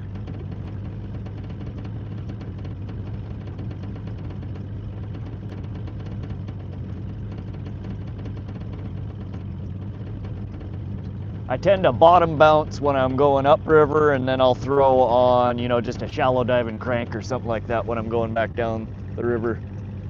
All right, but we'll do a pan around here. You guys can see we're coming up on a really, there's such nice houses along the river here. One of these days I'm gonna have some riverfront property. Riverfront, lakefront.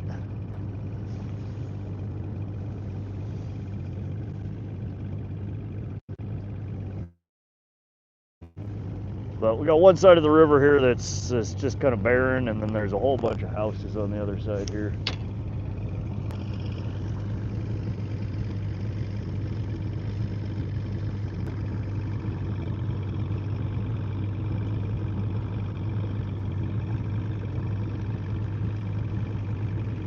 All right, let's get you guys back in here.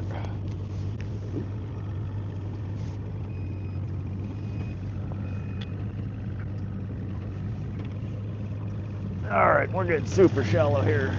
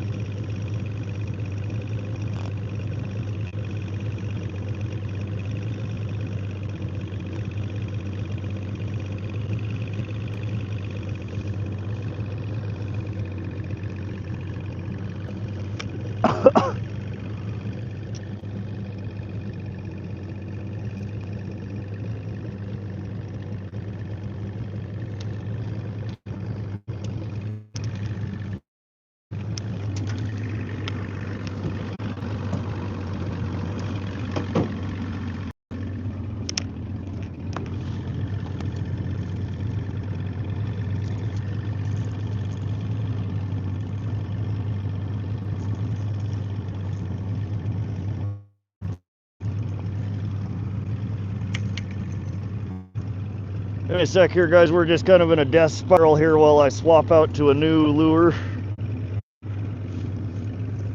And I'm gonna tip this guy with one of these gulp worms.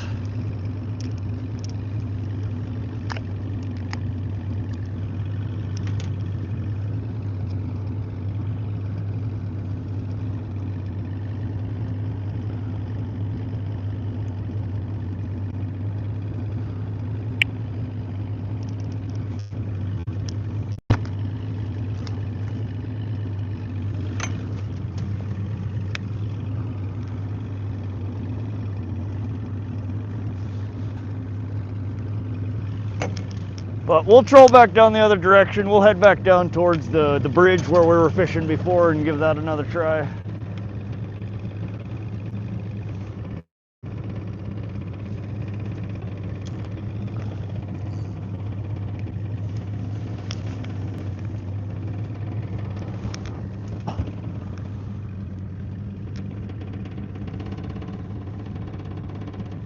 Catch 'em in the cats. Welcome, welcome.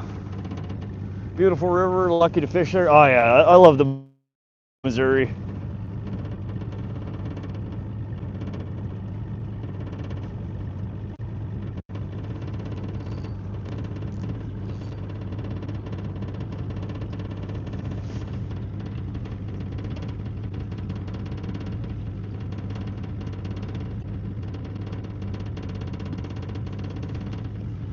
All right, whatever the hell's banging, knock it off. What is banging?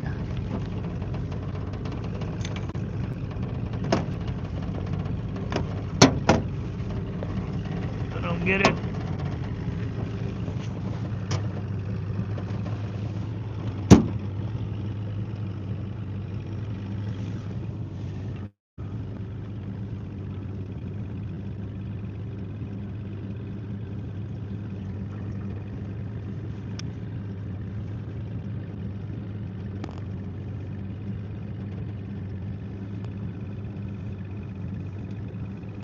Thanks for the pan around. Oh, you're welcome. Yeah, it's gorgeous here. There are so many pretty places here in Montana. Most of the fishing spots are pretty nice to look at.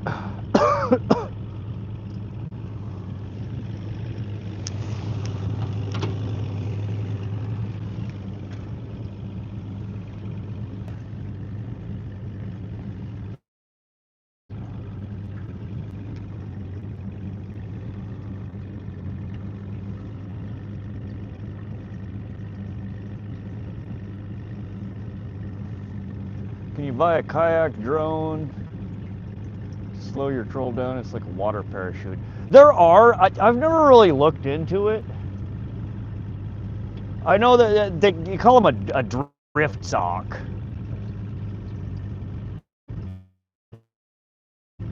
And you just kind of drag it behind the boat and it creates, you know, resistance. It wouldn't really work.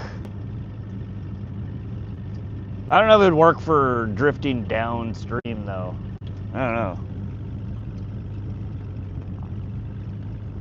Next year I'll have an electric trolling motor. It should make my life a little easier. Do you do any hunting out there? I used to. It's been years since I've hunted. I'm much more into fishing than I am hunting. Next year or the year after, I may put in for an elk tag to try and get a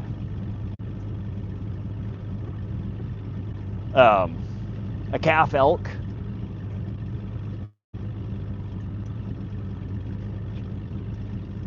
But I'm not a deer meat's all right. Like a white-tailed doe, you know, a small one, a yearling, you know, a couple of years old are fairly good eating. I don't like mule deer at all. They tend to eat sagebrush and a bunch of other things. They're just a very gamey tasting animal. Antelope I cannot stand. Moose I think is gross. Caribou is really odd. It's like super sweet, very odd taste to it. Really, the only wild game that I really like is elk.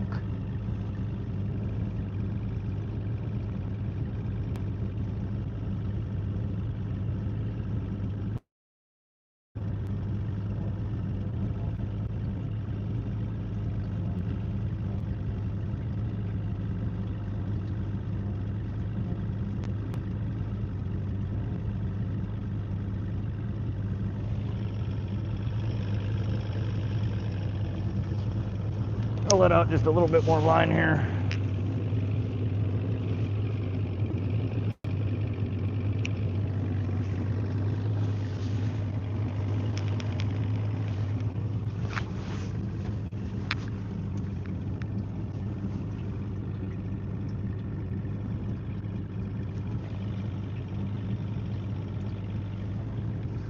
What time is it? 2:03. So we got about an hour left to fish. We don't have a whole lot. Mia gets off work at 3:30 today, so I gotta be to the boat dock by 3, a little after 3. Which is unfortunate. I'm gonna try and get out sometime in the next few days, back to the lake. I really want to do another stream from Holter Reservoir or maybe even Hauser Reservoir and see if we can get into the Corky. That we caught a bunch of trout there, which is still fun.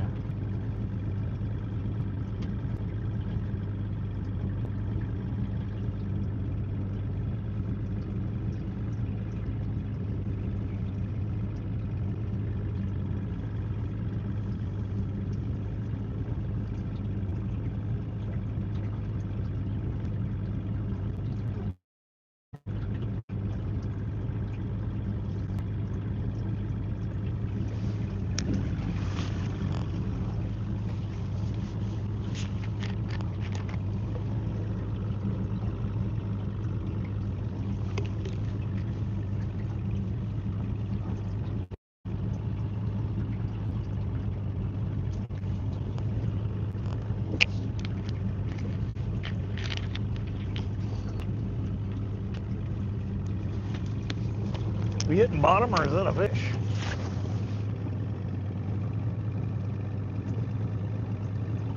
That feels like bottom.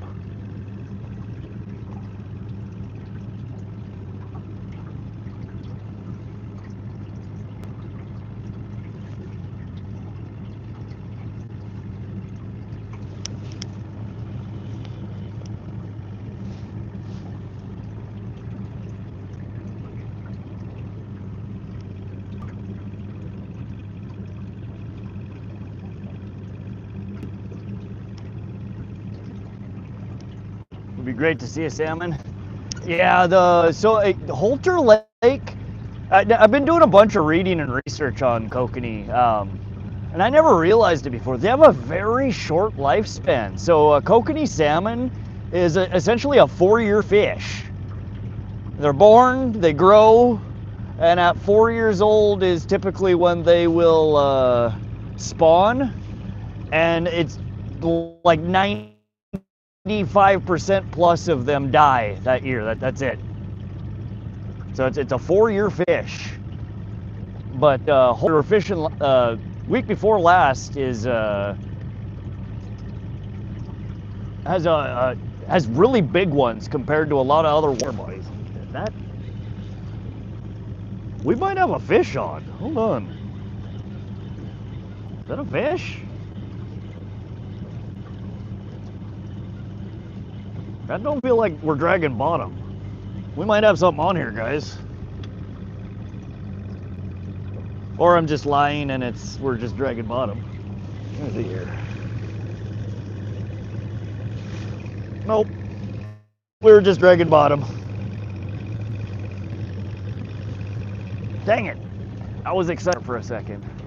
What's up, Jackson? How you doing, buddy?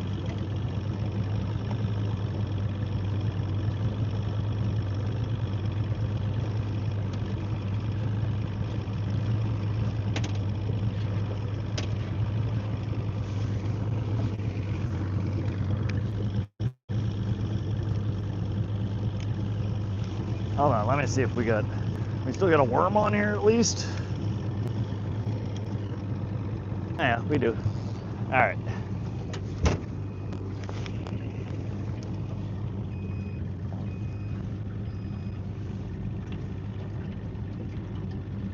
Catching fishies, trying to, Keisha. Welcome to the stream.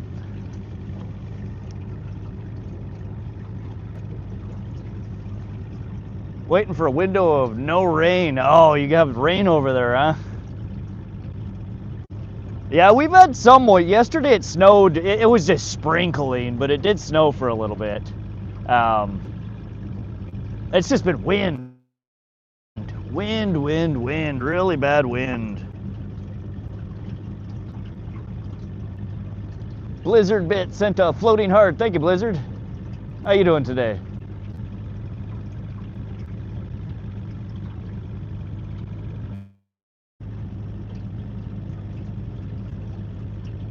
That's the biggest problem with getting on the lake is this little boat, it doesn't do well in high wind. And Holter, where I've been trying to get back to, is just how it sits in the valley. That, you know, it gets really windy there.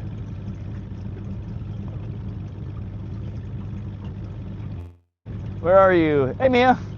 I'm down at Broadwater Bay on the Missouri.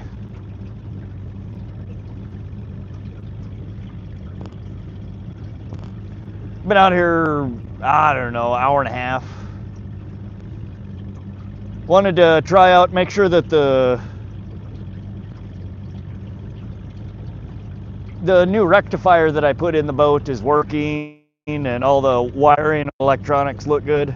Everything seems to be behaving, working as intended so far.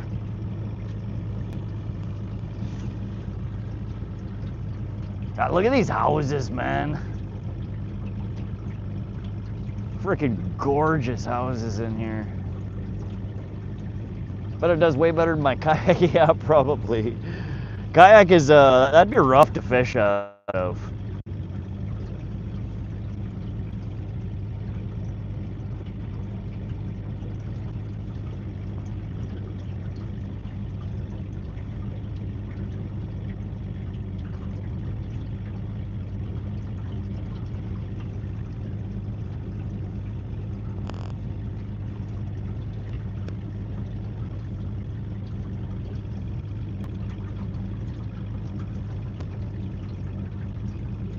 Any fish showing? There are a few here and there, yeah.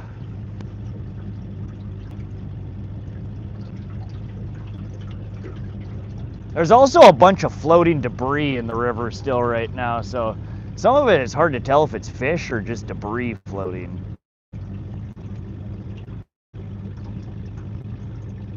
It's not bad to fish out of. It's the windy days. Yeah, that would make it really sketchy. I don't swim real well, and I don't like getting wet when I'm fishing. I like to stay dry and fish, not swim. Not only that, like a kayak, I almost feel like I'm in a kayak here. I like to have space to move around. And in a kayak, the people that I've watched fish out of a kayak, I mean, everything's just kind of got its spot, and you keep your butt seated the whole time. I don't. That's just not my fishing style. I like to be able to get up and move around the boat, and stand up and stretch and eke a fish catcher. That's right, Keisha. We're trying. Miyazaki sent a Sunday. Thank you, Mia.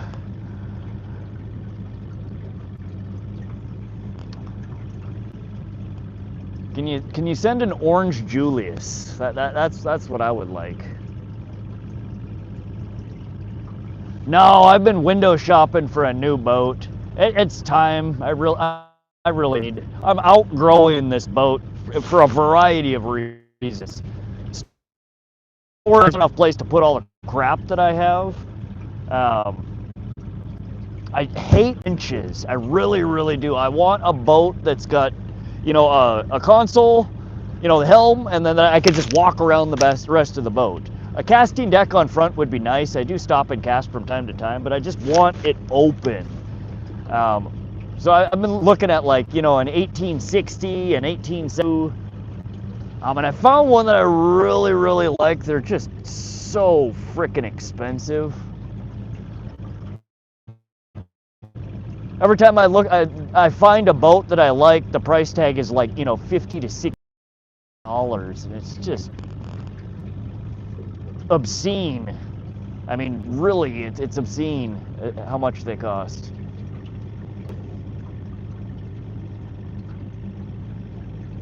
Carmine, welcome to the stream, Carmine. You get a bigger boat, and you just put more stuff in, right? No, it's more so, I mean, it's storage, but biggest thing is just maneuverability, getting around in the boat. I don't like having to climb over the benches and trip over the ribs on the bottom. There's no room on here to put, a live well, even if I wanted one. And I've been thinking about getting into tournament fishing, or at least participating in a couple of tournaments here in Montana every year. I need to have a live well to be able to do it. And you're right back to where you were. Right. I've seen boats being given away or abandoned on shore. Oh yeah, they're in certain areas, especially when the hurricanes and floods and shit come through. Oftentimes it just carries boats away. People write them off for insurance, and they end up beached somewhere, and it's basically free boat for you. We don't really have that around here.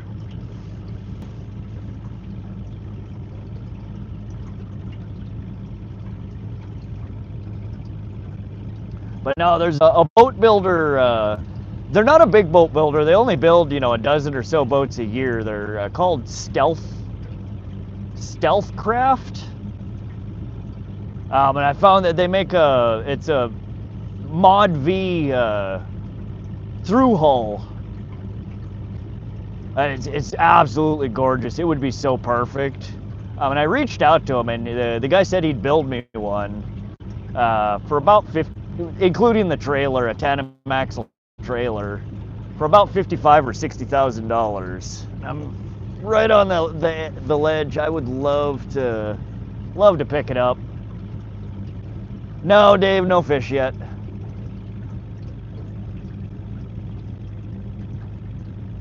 Unfortunately. You're still in summer. I got 6 inches of ice, 3 feet of snow. El Davo. Yeah, I mean, it's nice here. I was thinking to myself yesterday, the day before, normally there's snow on the ground right now, and I did look, and historically we do. Right now it should be sub 20 degrees, and we should have a foot of snow on the ground. A warm year this year, which I'm not complaining about. I wouldn't be able to fish right now otherwise. Right now, it's a 1650, 1648, flat bottom John. The one that I'm looking at that I really want, that I'm really contemplating pulling the trigger on, is an 18 1872, so it's 18 foot and 6 foot wide. So 2 feet wider than mine and 2 feet longer.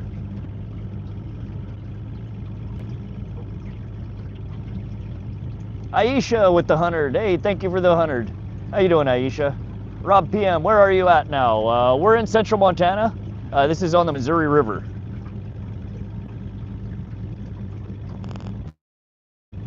Went to Portland, Oregon. Now thinking Maryland. Great boating community. Oh yeah? Yeah, and we're hitting bottom now. We're dragging bottom with this poor. We gotta bring her in a little bit. Hold her up a little higher.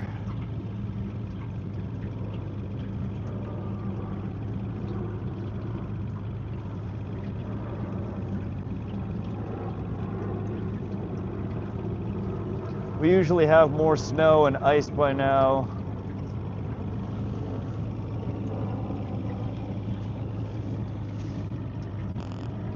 Yeah, I'm not complaining, El Dabo. Is your ice thick enough for you to go fish on it yet? I have an 1860 I put on the Missouri River. It's awesome. Oh, heck yeah. Yeah, no, the one that I'm looking at, it's an 1860, or excuse me, an 1872 with a Yamaha, what is it, a 150, 105 jet? More than enough power for all the rivers around here. But again, it's a Mod V through hull, so it's kind of an oddball design.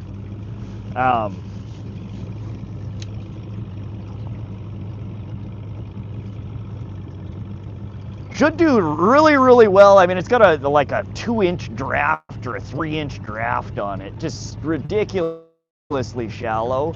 But it's big enough that I think it'll handle a little better in the in some of the bigger waters that I like to fish. You know, most people go with a straight deep V when they're fishing lake. You know, the bigger lakes. I don't want a giant ass deep V though.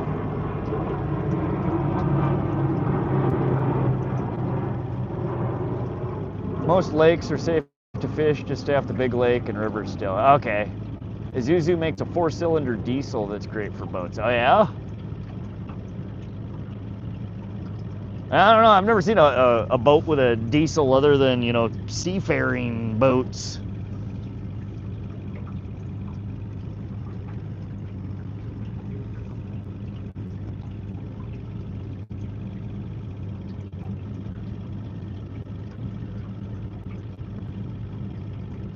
Yeah, we're super shallow here. This next half mile or so is like frickin' 2 to 4 foot.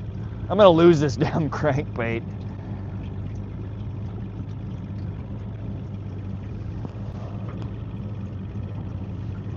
Now I am seriously considering putting a deposit down to have Stealthcraft build me one of their stealth welds. If you guys are curious, look them up. There's the brand is Stealthcraft and the model is a stealth weld.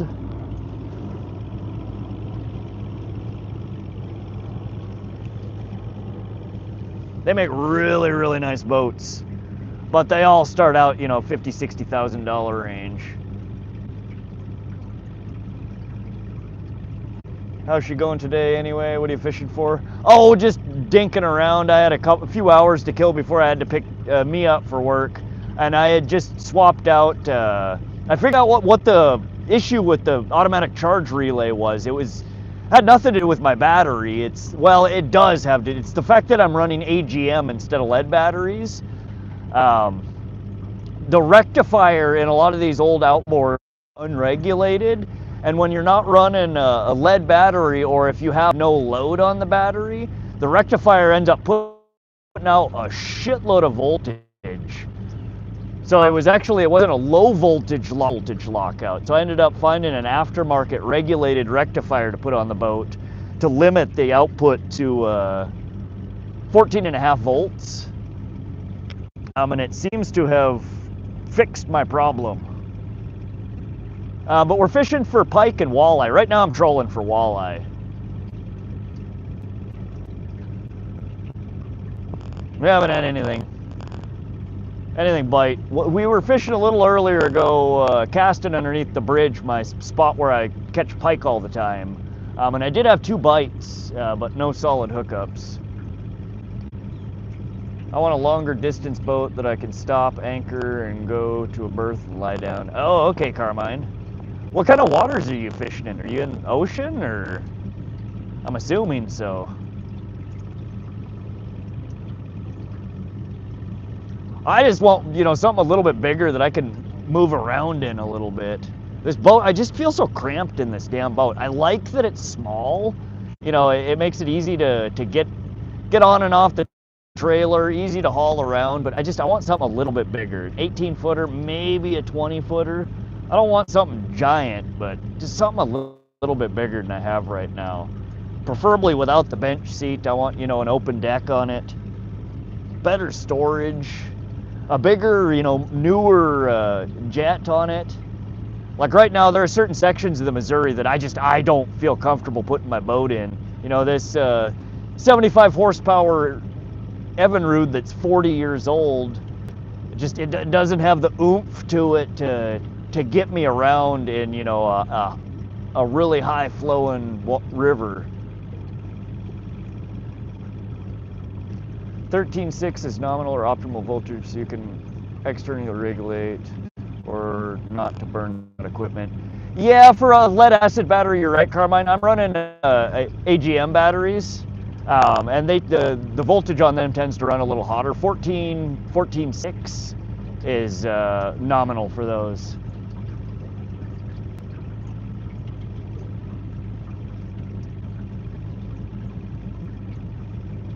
Amount of idiots I've seen smash their yachts and houseboats in fresh water is insanely high. Yeah.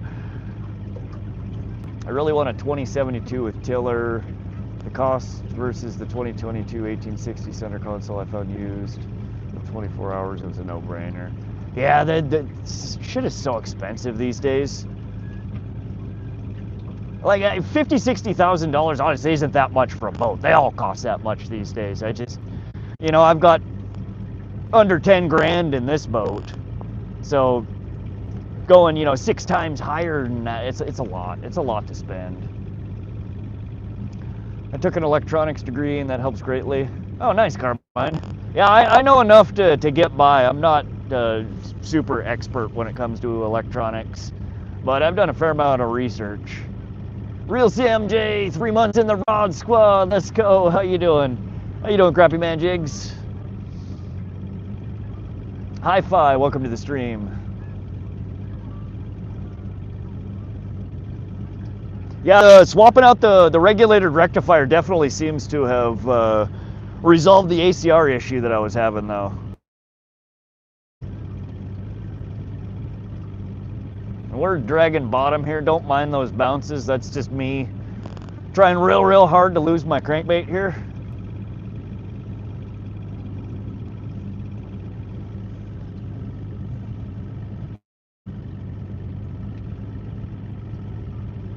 Hi-Fi. No, we haven't caught anything yet. I did have a couple of small bites when I was throwing crankbaits under the bridge here a little while ago.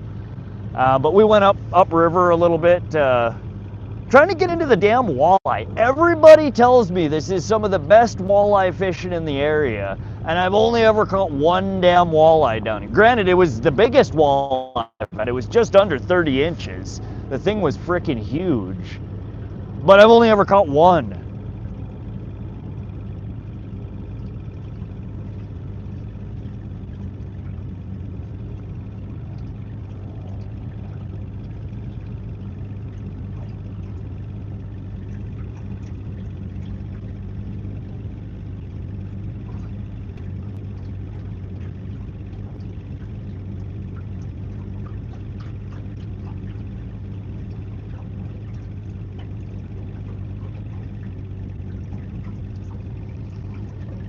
Get a lot of great information on YouTube on electronics. Absolutely, Carmine. Navy guys tend to give away boats. Oh yeah. What do you mean, like when they go out on deployments? What you talking about? Ex-Luna, talk about cramped. I've had an old for 30 years. I fish out of still, definitely get cramped on it. Yeah, I couldn't do it. I feel cramped in, you know, my 1650 here. And that's basically 2 kayaks, you know, stuck together. And then some. I would like to get a much boat, but I don't have the truck to tow it, and I don't think I would enjoy trying to tow, you know, a 24 or a 26 footer. Not to mention so much of the water that I fish, I mean, it's skinny water, shallow water, you know, at least for the launch. So I think that the 1872 that I've been looking at is pretty perfect size for the kind of fishing that I do. Or move to a landlocked area, yeah. Plus guys get too old for a boat. Well, yeah, that's this boat here, that's the guy who owned it before me died, so.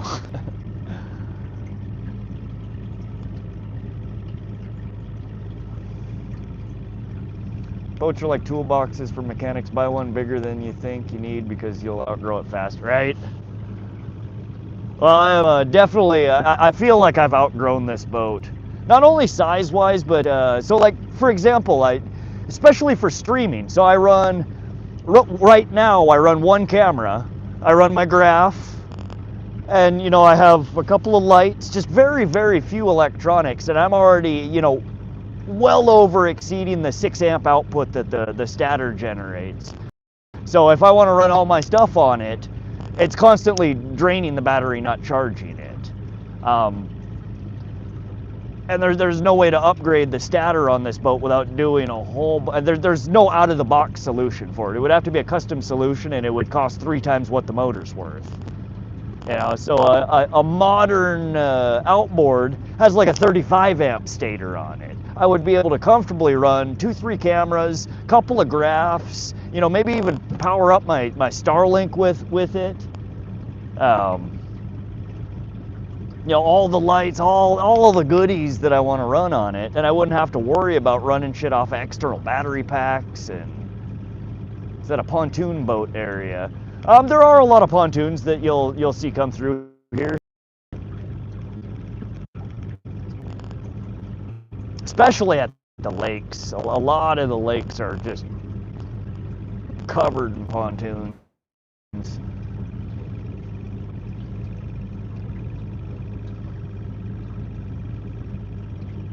Come on, fishy.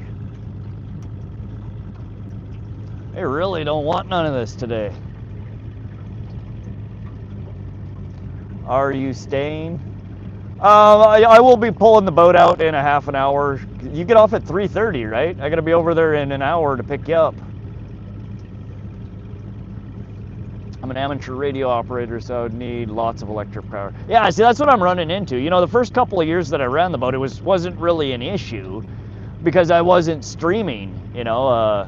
I didn't need the Starlink, but you know, now that I'm streaming, you know, the power requirements have ballooned, and I've just found that, you know, that it's not enough power to power everything.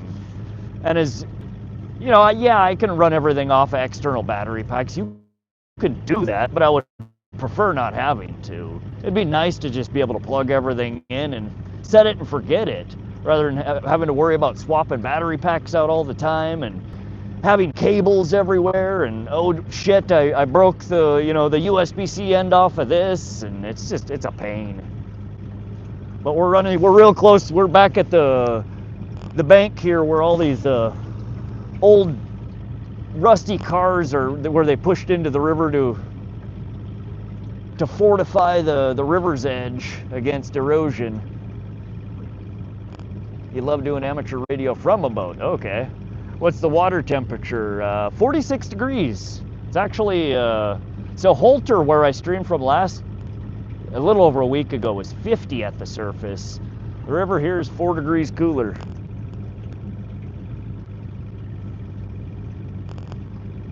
That's why you want a larger 4-cylinder diesel engine with a larger alternator. Oh, okay, that makes sense.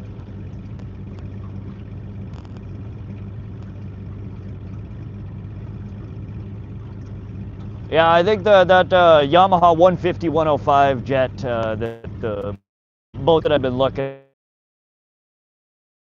at least 90%.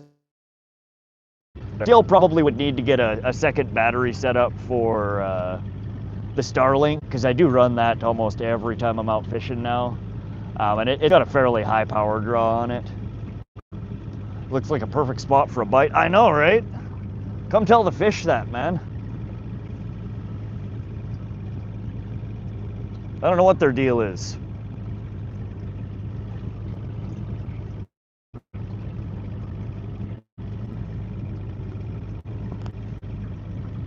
We're not getting a damn thing to bite yet. But we have about a quarter of a mile here, maybe a little bit further than that, till we're back under the bridge, and then I will probably cut the motor and we'll throw some crankbaits, or I might switch over. We might jig for a little bit. A PT boat or a PBR with diesel engines rather than gas. Yeah, I don't know what a PT boat is or a PBR. I'm freshwater fisherman here. I'm running, you know, flat bottom John. I don't know anything about ocean going vessels. The walleye fishing up here right now is popping off again. Me and a buddy went out a few hours on Tuesday and went through 3 tubs of minnows in like 2 hours, then switched to pike belly. Oh, nice, dude. I'm jealous, Eldabo. I wish I could get into walleye like that. There are spots around here that are supposedly like that. I've never got on the bite like that. Other than that, you know, a couple of times that. Again, we're 2.5 foot. Now, a couple of times, you know, bank fishing near Helena off Causeway there, I've had really good pike or walleye bite, but nothing super crazy. Hey, Denoche, welcome to the stream.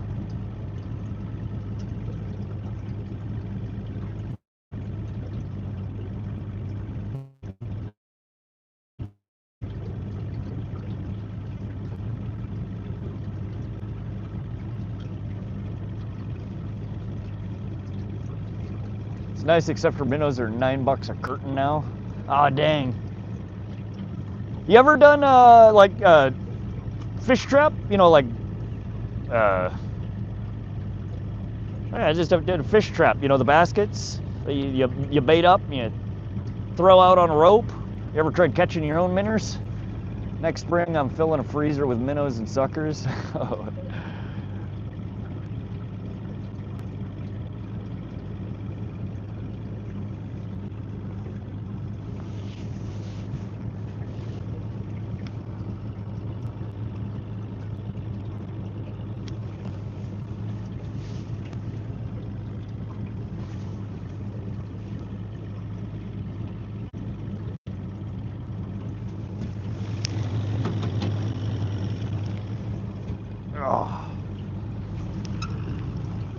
Yeah, I've got a minnow trap. I've never really had great luck catching anything out of it.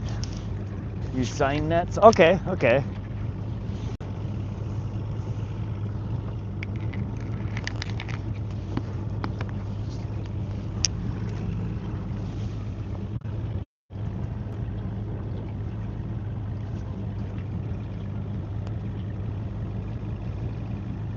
Time for the pink rig setup. Well, if I were going to be trolling much more, it would be, but I think we're going to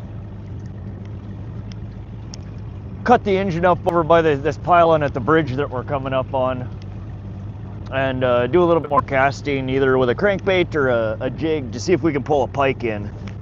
We only have about a half an hour before I got to head back to the boat dock, unfortunately.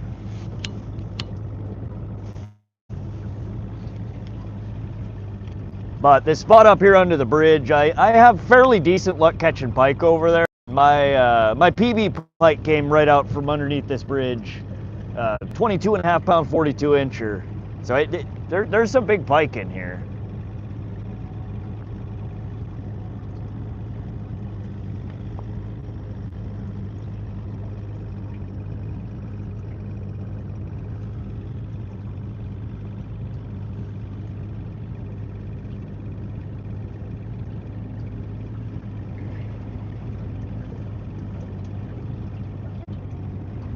I should give traps a try. Might work nice for midsummer.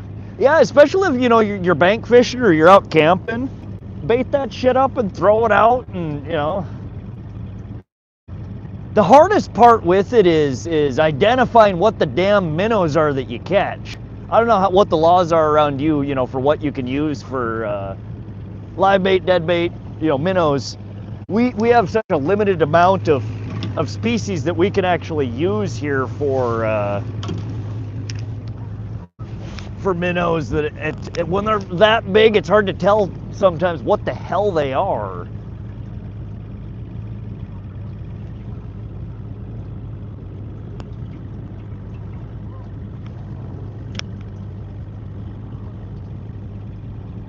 Pike, your best is 28 pound. Heck yeah, that's a nice pike, man.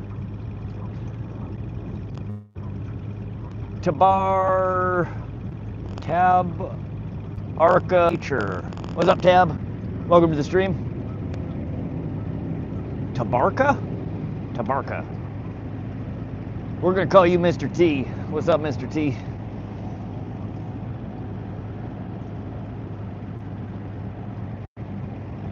I can only identify them by looks. Any of them are actually besides spot tails. Okay.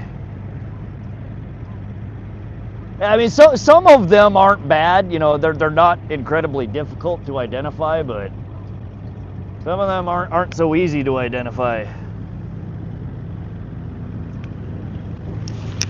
We're dragging bottom here.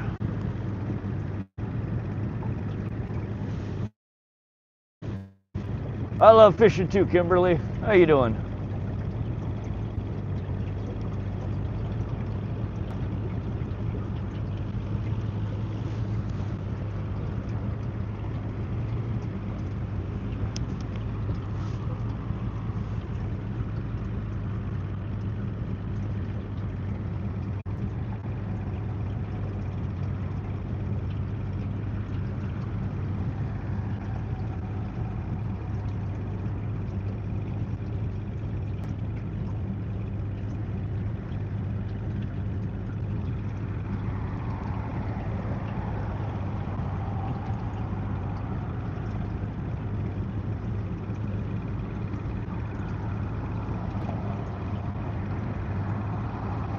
Throw your cigarette in the water. No thanks.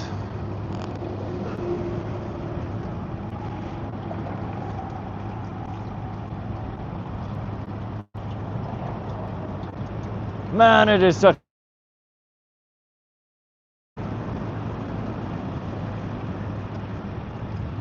Really is a shame I gotta go pick me up from work.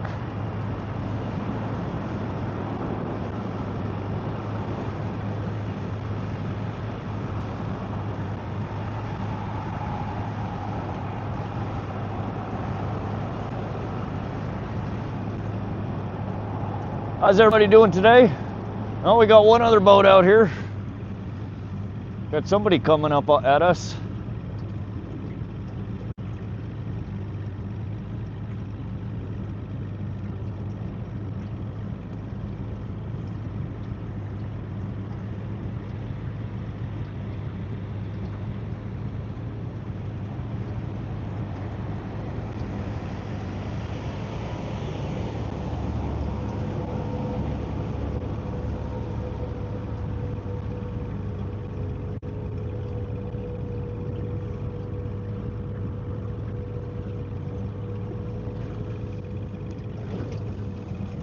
Oh, in the wake.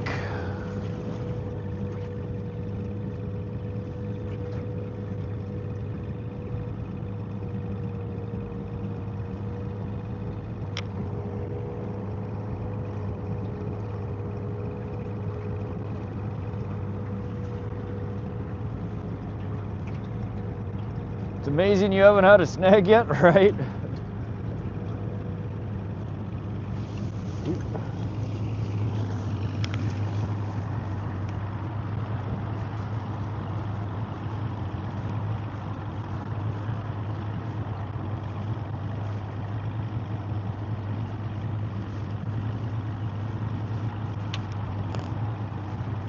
All right, I'm gonna reel this back in and I'm gonna go drift over here by the pile. the pylons and see if we can pull something in. We need a fish to end the stream here with.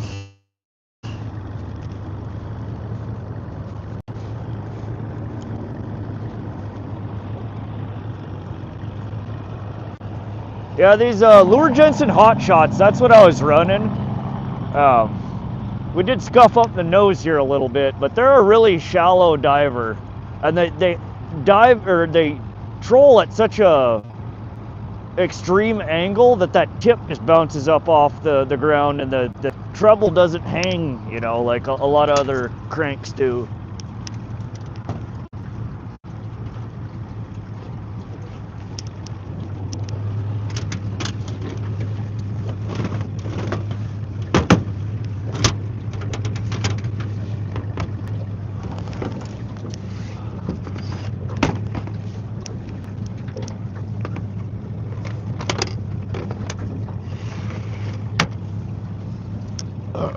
Excuse me.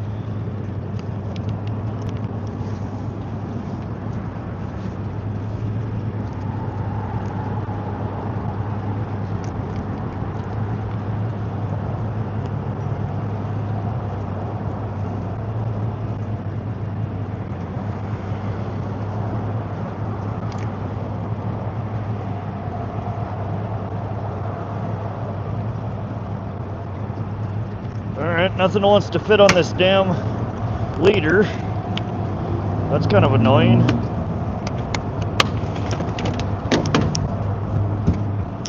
Oh.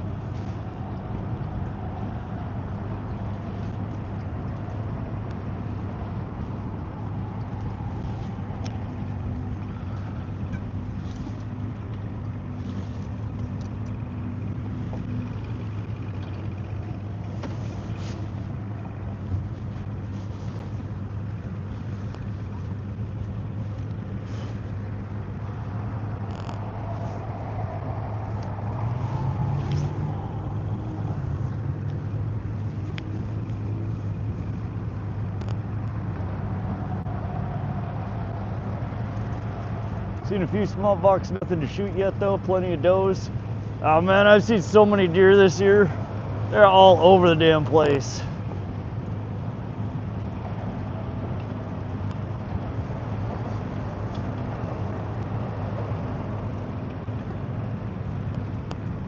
All right, I'm gonna come upstream here a little bit and then cut the motor and we'll just drift.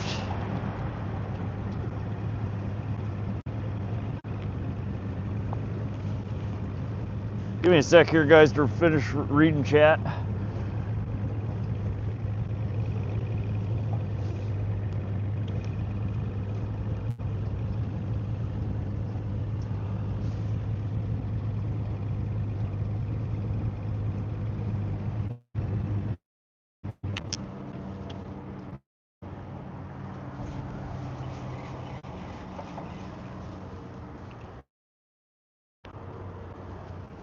All right, this is what we're gonna throw next. I have literally no idea what it's called. It's a little fire tiger pattern, or perch pattern. Yeah, catch some whoppers? No, we haven't caught anything yet.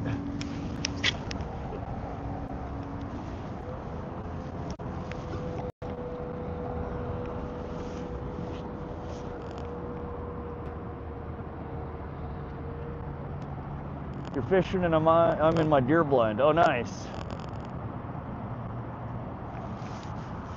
Missed a call to go hunting. last week. They ended up driving 3 hours, shot 3 quick deer, and was back the next morning.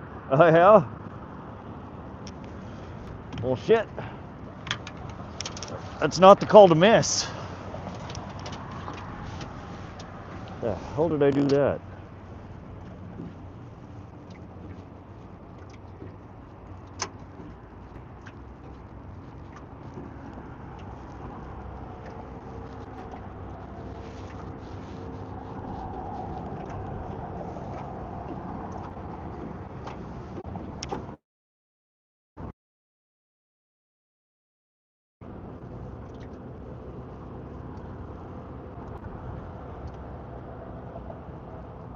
Give me a sec, guys. I managed to tangle my shit all up here. Not quite sure how I did that.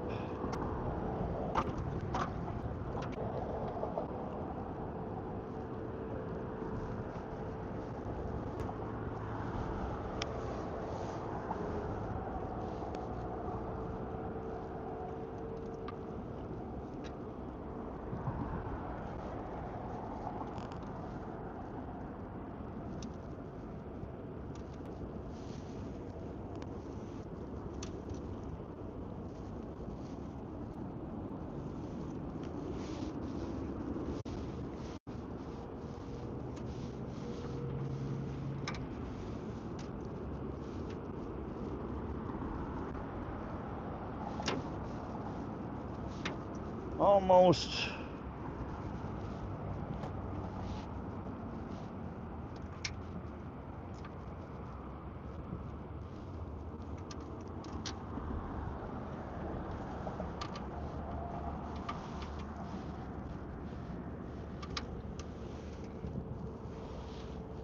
What on earth did I do here?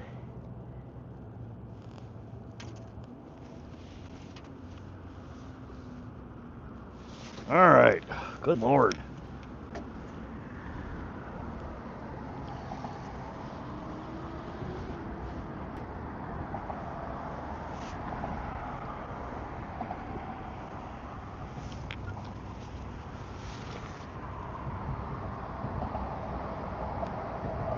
We don't have abundant deer up here, gotta travel. Getting them one day is convenient. Oh, nice. Is it a rattle trap? No, it's just a solid lead jig.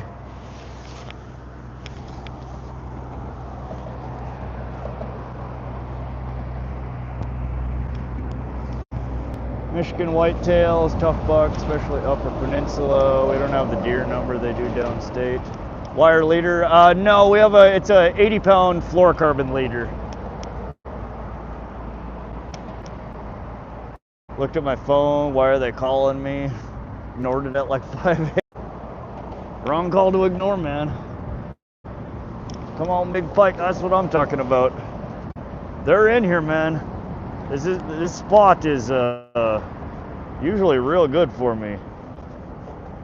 I don't catch a lot of them here, but when I do catch them, they tend to be quite nice pike.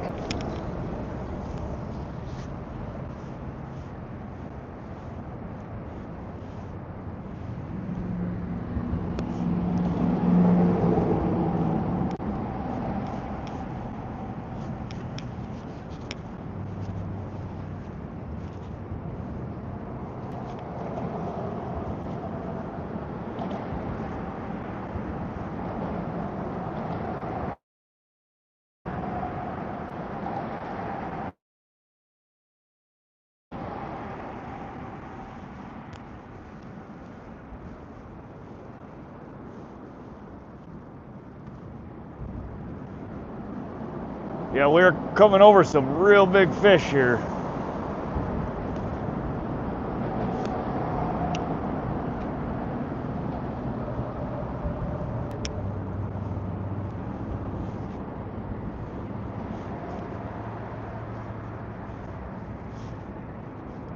Loch Ness Monster, something like that.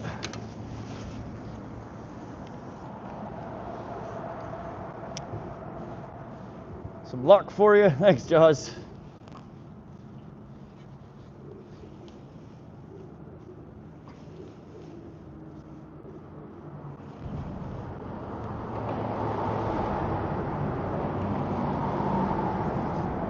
Reason you like being signal? Definitely can have its perks.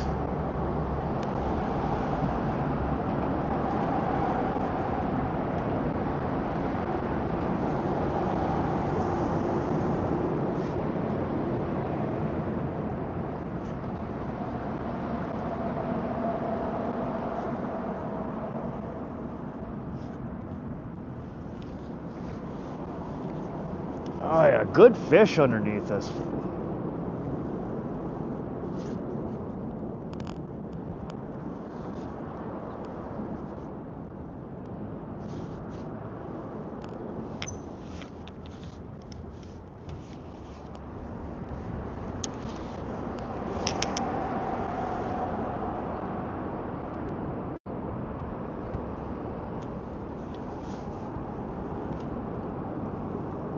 Perfect lure for pike. Yeah, good color, and again, I'm just swapping it up, you know, jigging rather than, you know, pulling the crank. It's got good flash to it. The blade on it has nice vibration to it.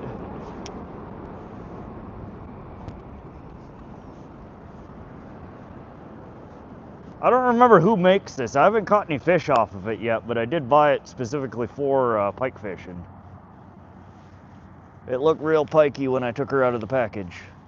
Where you at? Good luck. Hey Otto, we're central Montana. This is the Missouri River.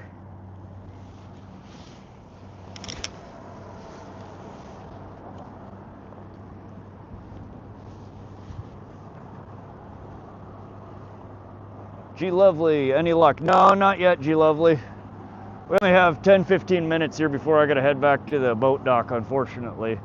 We just stopped here under the bridge real quick to see if I could lure in a pike real quick. You fished the Detroit River for walleye. Nice. Yeah, that's what I came out here today trying to get, is pike and walleye. The biggest pike I've ever caught was, you know, right underneath the bridge here, and the biggest walleye that I caught was about a mile upriver from here. I've never had luck with the walleye here, though they are an abundant species here. I've just never figured out what the hell they want to bite.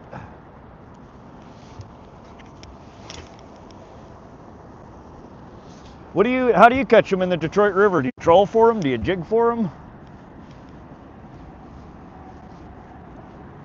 If you're jigging, just drop straight under you and hold pretty much still, about an inch off bottom.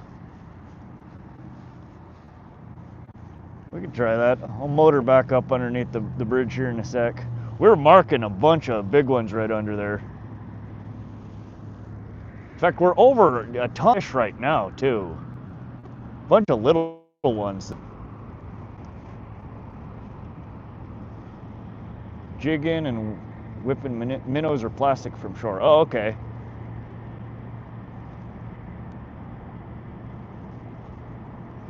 Yeah, the big pike that I caught out of here, it's been 2 years, 3 years now? 2 years. I caught just off a jig head and a worm. Real simple.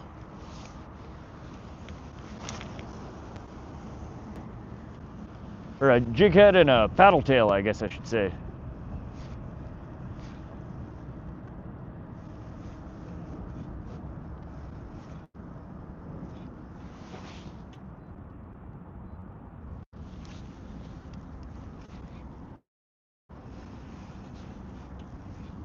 Shiners do well. Yeah, so we're not allowed to use live bait here.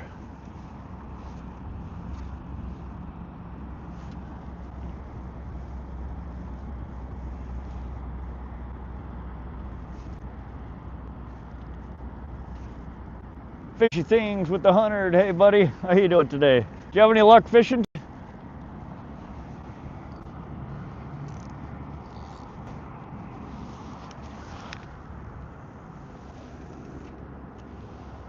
Yeah, I tend to fish, unless I'm dead baiting from shore, I tend to always use artificial crankbaits. Crankbaits are kind of my go-to. Good luck out. All right, Otto. Thanks for swinging through. Hit that sub button if you haven't already. Come back and fish with us sometimes. Real deal angling. You catch anything today? No, nothing so far today. We just had a quick trip out here to the river. I wanted to test out the new rectifier that I added to the boat. So I'm playing hooky from work right now.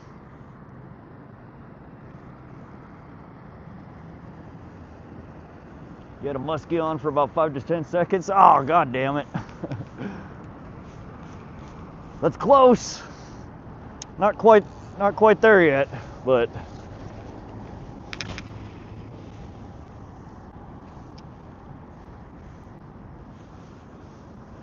Real Deal Angling sent the high five. Thank you, Real Deal. Hit a big Medusa lure. Okay. Fishy things with enough fishy. You'll get them next time, man. Yeah, we had a couple of small bites when I was throwing crankbait earlier. Then we trolled for a little bit, had no action on the troll. But I just have 5-10 minutes here before I gotta head back over to the boat dock. We're out here just for a short bit. Mia gets off work at 3:30, so I gotta go pick her up.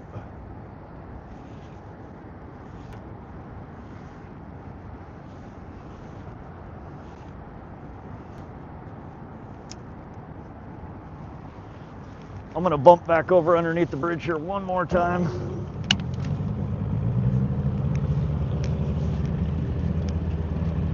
One last hurrah. Are you pretty close to town? Yeah, we're this is Warden Bridge. We're right next to downtown Great Falls. There's urban fishing here.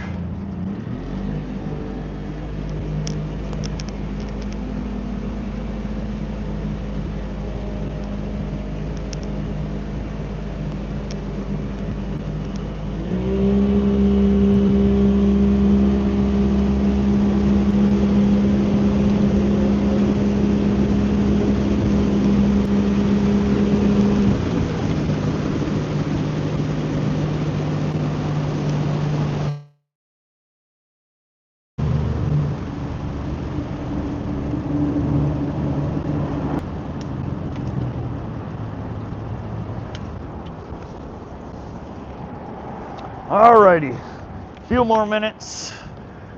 Maybe we'll get lucky.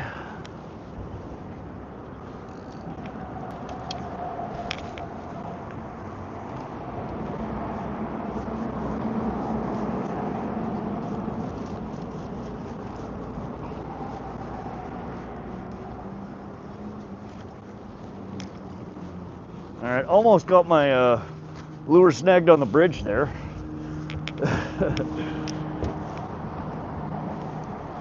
That's always fun.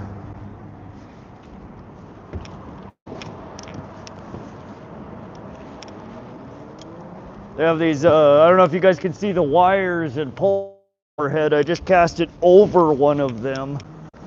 And I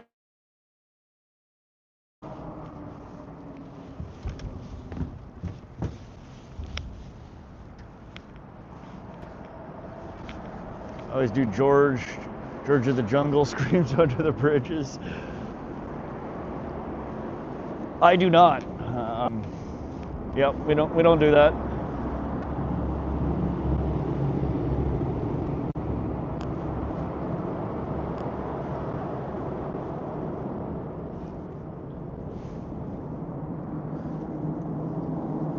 Man, these fish are just piled up under the bridge here.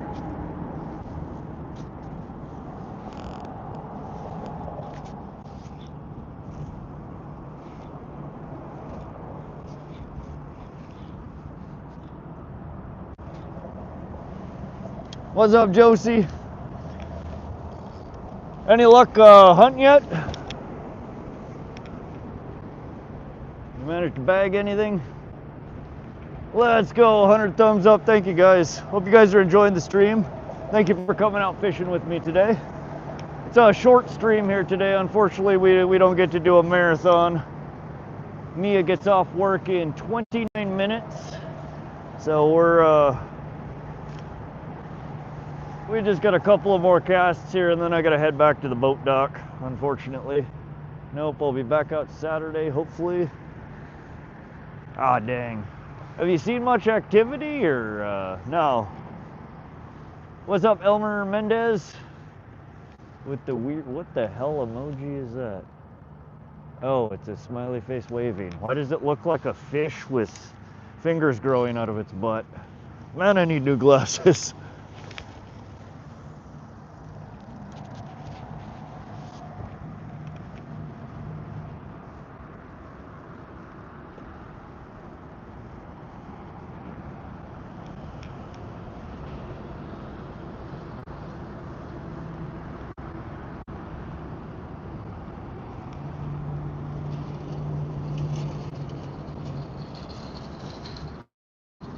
Yeah, some. I scared one where my blind is last Friday, so hopefully she'll come back through. Ah, dang.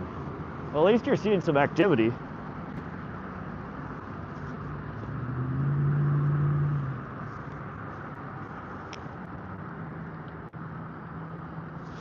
Oh, there was a bite. Shit.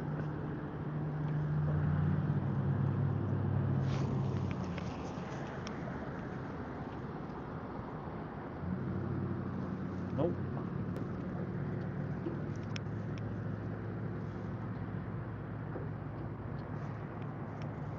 Ooh.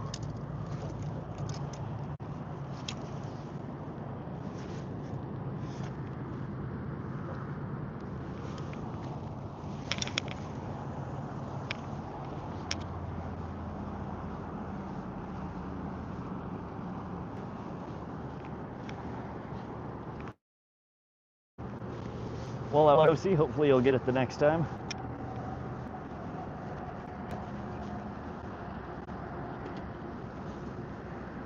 You heard of Jimmy R Adventures? Yeah, I've been in his stream a couple of times, I think.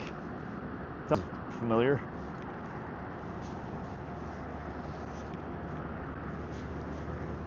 Hey Joel, welcome back. Nah, we haven't caught anything yet. I got a couple more casts and then I gotta head back over to the boat dock, unfortunately. Or boat ramp, I should say. There's no dock anymore.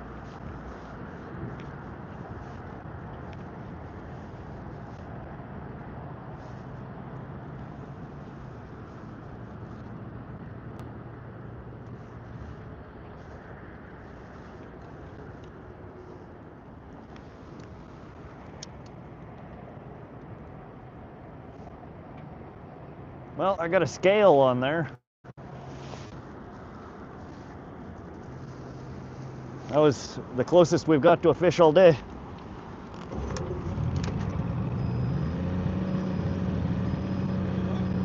What's that? Yeah, I'm just backing up to get out of your way. Oh, you were coming to talk? Yeah. Trying to. Haven't had any luck yet today. Couple of bites, that's it. Yeah, there's good walleye in here and real big northern pike as well. You fishing today? I said, are you fishing today?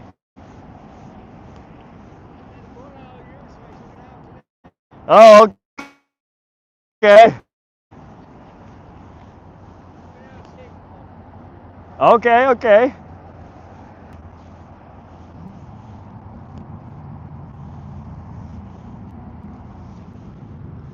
He was out rainbows the other day, caught 67 rainbows on a 1 hour stream by himself. Wow, good Lord. Were they good sized rainbows? Was he on shore fishing, boat fishing? What was he doing to catch 67 in an hour? That's insane. That's a fish every minute, less than a minute.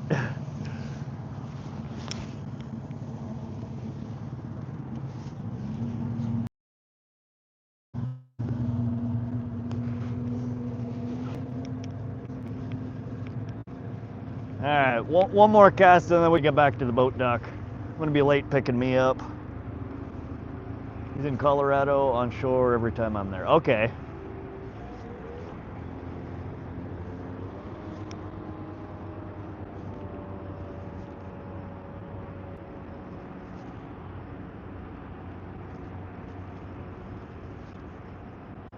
Shore fishing, they were just raking them in. Fish like every 40 seconds, caught and released. Ah, that's impressive. There's that fish jumping. Last cast magic here, come on. Yeah, I've never been on a bite that good, man. That's just insane.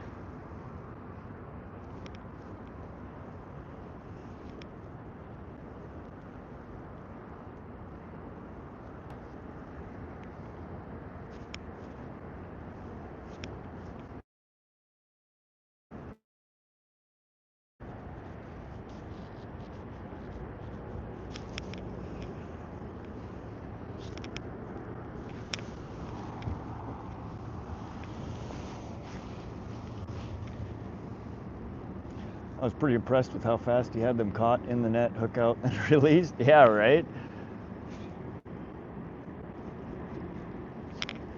What was he fishing with? Was he just on crawlers, or was he using like the gulp trout bullshit? Or hey, what a nice day. Bourne, yeah, it's really nice out here. I wish I could stay longer. We got to get back to the boat dock. This was my last cast, unfortunately.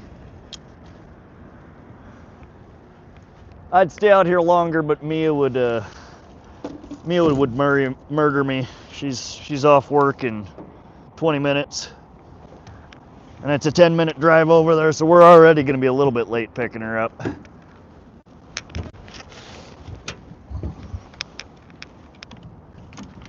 All right. Back to the boat launch we go.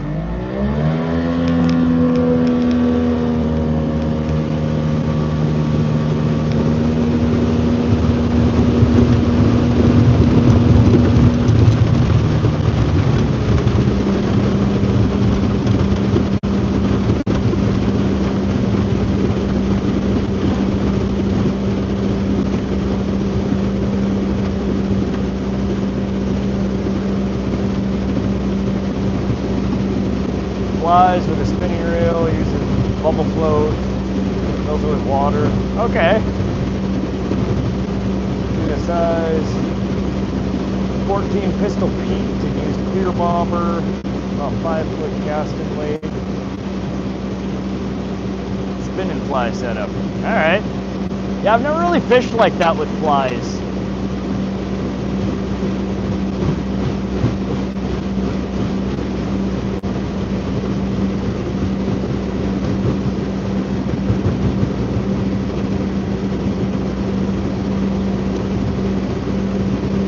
What's up, Scott? Welcome to the stream.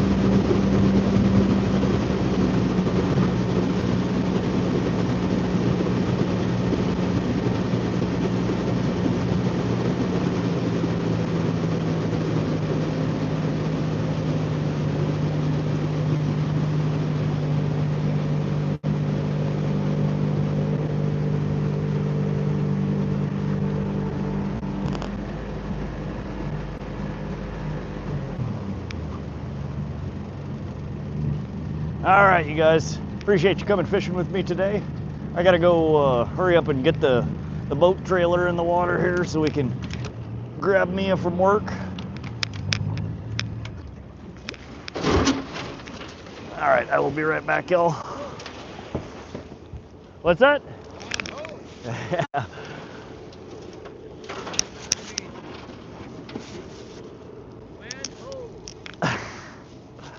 Oh, this old boat can take it. Oh yeah. All right, quit beeping.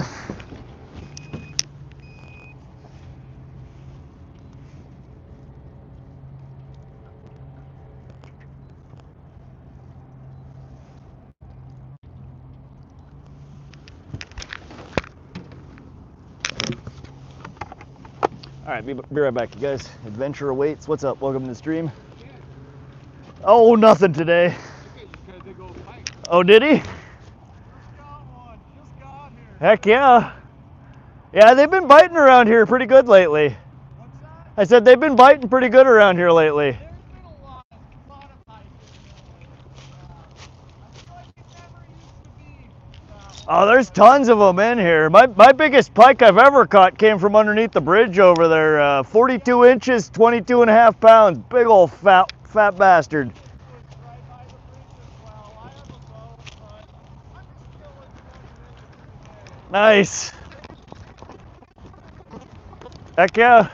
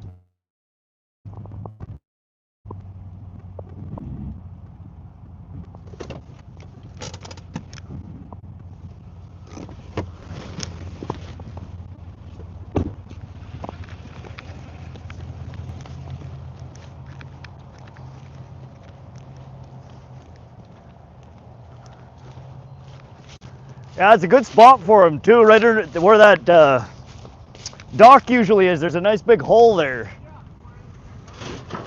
Yeah. Kind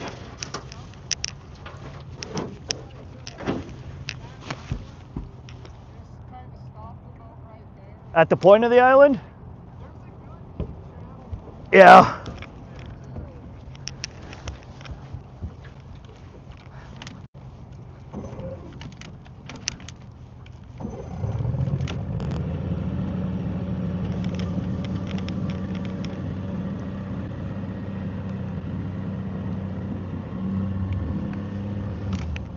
All right, you guys. Let's get this boat back on the trailer here.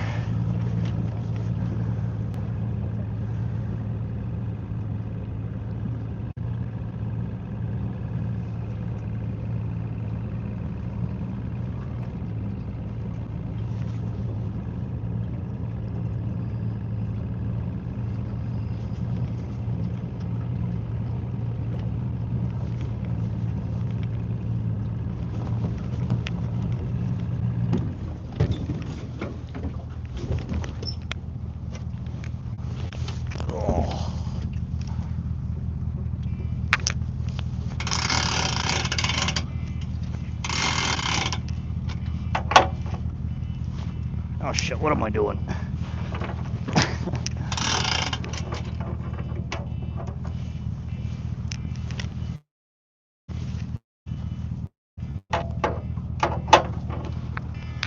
I know. You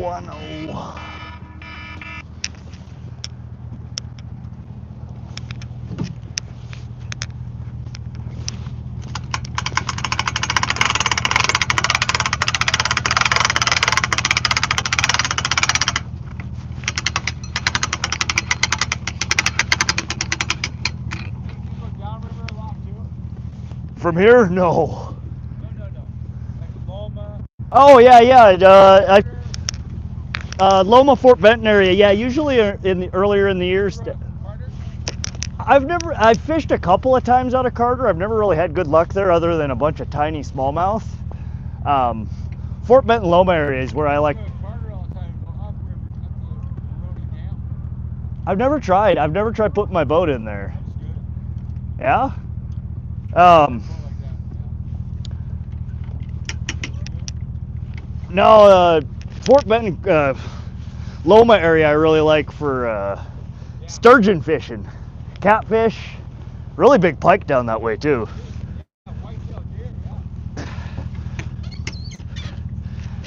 Oh, come on. All right, we're in just a little bit too deep.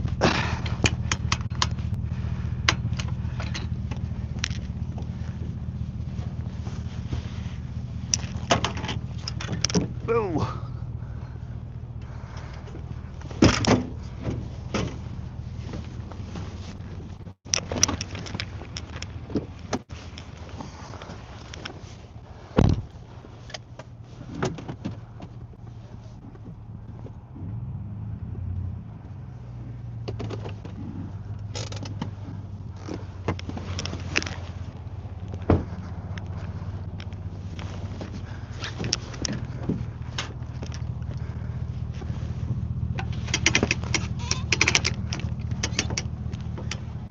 Oh.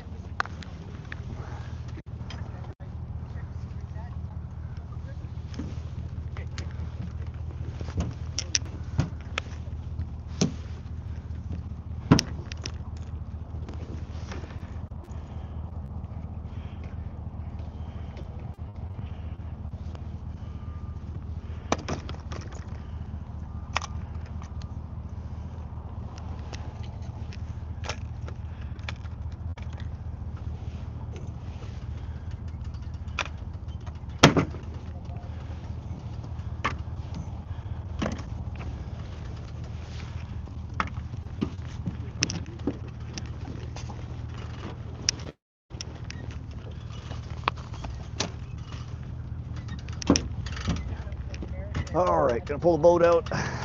Be back in a sec, guys.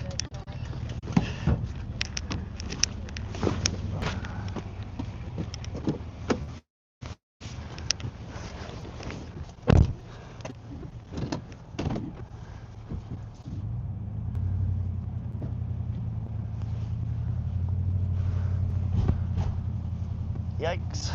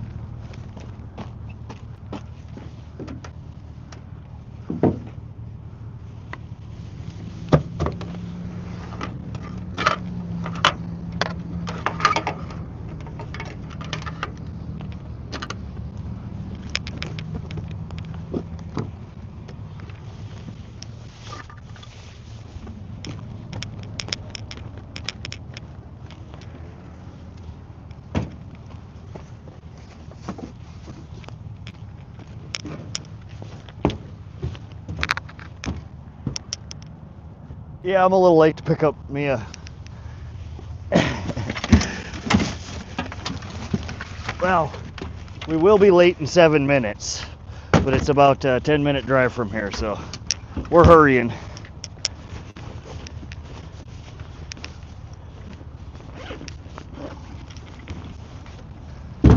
Thankfully, it's pretty quick and easy to get my my boat rigged and ready for driving.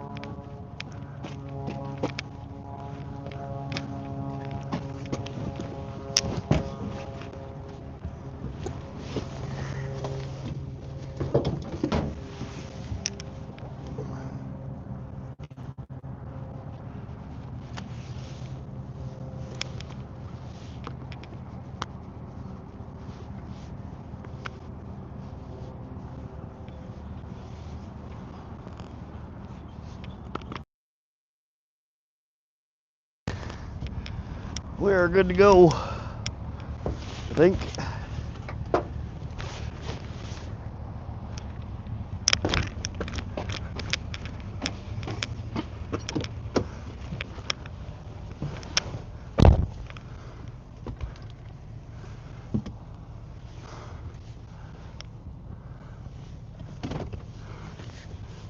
All right, guys. Who's still here? What's up, Falcon? When you fishing next? I might try and go again tomorrow. We'll see. Mia's off of work, so she can watch the kiddo. It depends on wind. I would like to get out either tomorrow, Saturday, or Sunday. It just depends on how the weather is.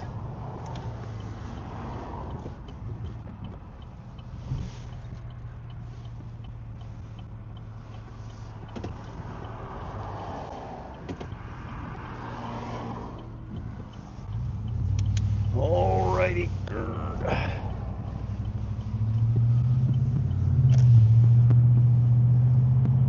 Back on the road.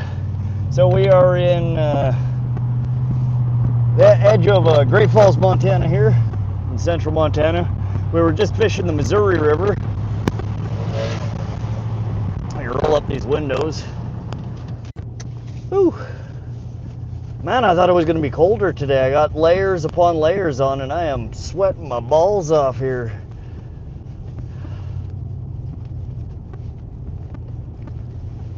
So this bridge we're about to drive under is the bridge we were just fishing under. And then we will loop up and around and we will go over the bridge that we were fishing under.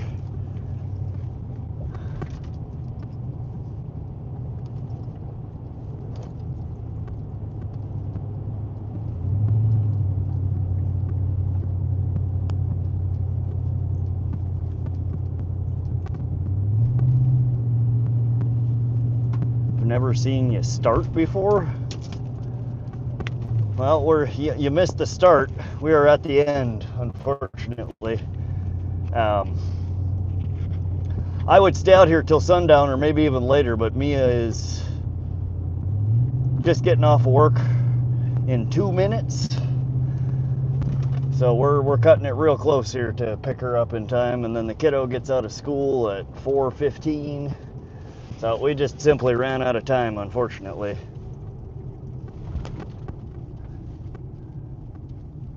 SoCal was freezing. It felt like 34. He was Deerwoods.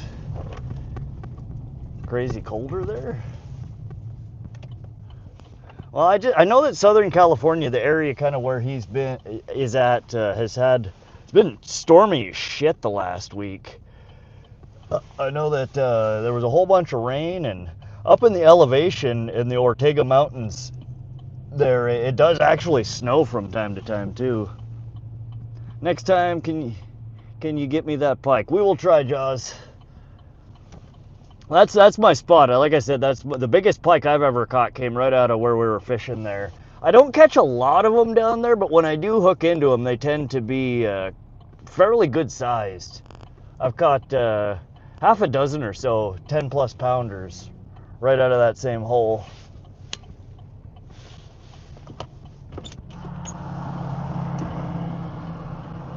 But if we go fishing tomorrow, Saturday, or Sunday, it's more than likely going to be up to Holter Lake or Hauser Lake, and we'll be targeting probably kokanee salmon and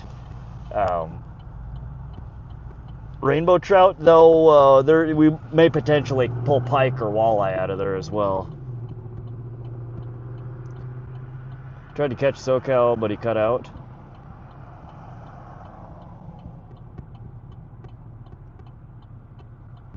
He was so excited he had 93.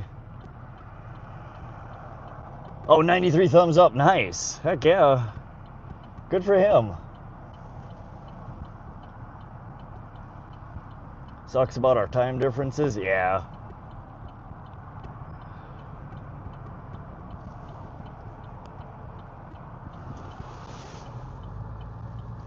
All right, let's go.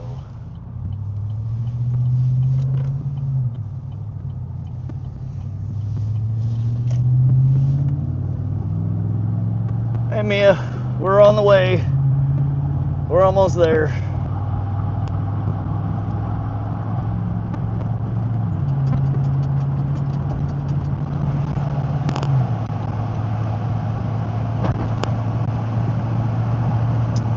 I'll have a look for you tomorrow. All right, yeah, I don't know whether it's gonna be tomorrow, Saturday, or Sunday, but I need to get a good full day out fishing. Today was just a tease. We were only out here, I mean, less than 3 hours. That ain't fishing for me. That's just a tease. No, we didn't catch anything. We had a couple of bites. That's about it.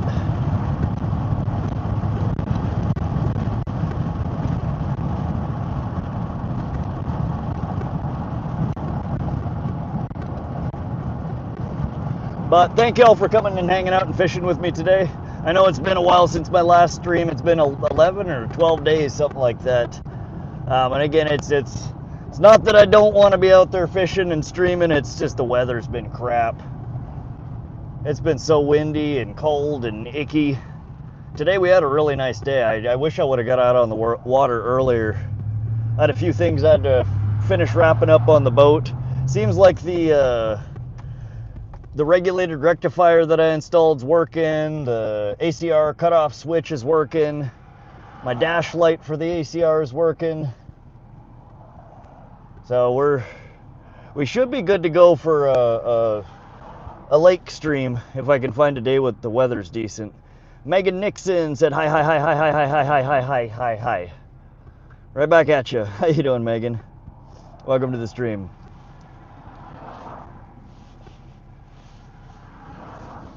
I did. I caught a fish scale. We we snagged into something. All that was on the hook when we reeled it in was a scale, though. So we got close.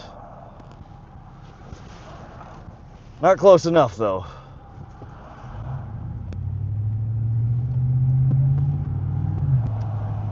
But we did see one guy under the bridge where we were fishing did catch a small pike. And then as we got back to the boat launch, there was a guy fishing from shore where the boat dock used to be, and he was reeling in a pike when we got there. Both small, probably 2 to 3 pounders. But the fish are biting. Just not for us. Hey JC, welcome, welcome. Oh, I'm doing awesome today, Megan. Thank you for asking. We didn't catch any fish, but any day out on the water in the boat is a good day for me. It was just a quick trip out there. I was more out there just testing out to make sure that the rectifier that I installed was working. I didn't want to take it back out to the lake until I had tested that, but it seems to be good.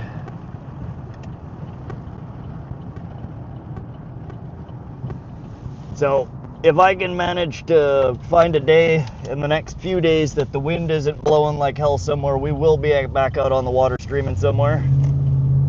So if you guys haven't yet, hit that subscribe button and come back and fish with us again sometime. But we're getting real close to grabbing Mia from work. I'm gonna go ahead and cut the stream here. Thank you guys again for coming to hang out. Keep an eye out. We should be live again hopefully within the next 1 to 3 days. So hang in there, guys. Go catch some fish, and we'll see you on the next one. Appreciate the thumbs up, Josie. All right, y'all. Have a good one.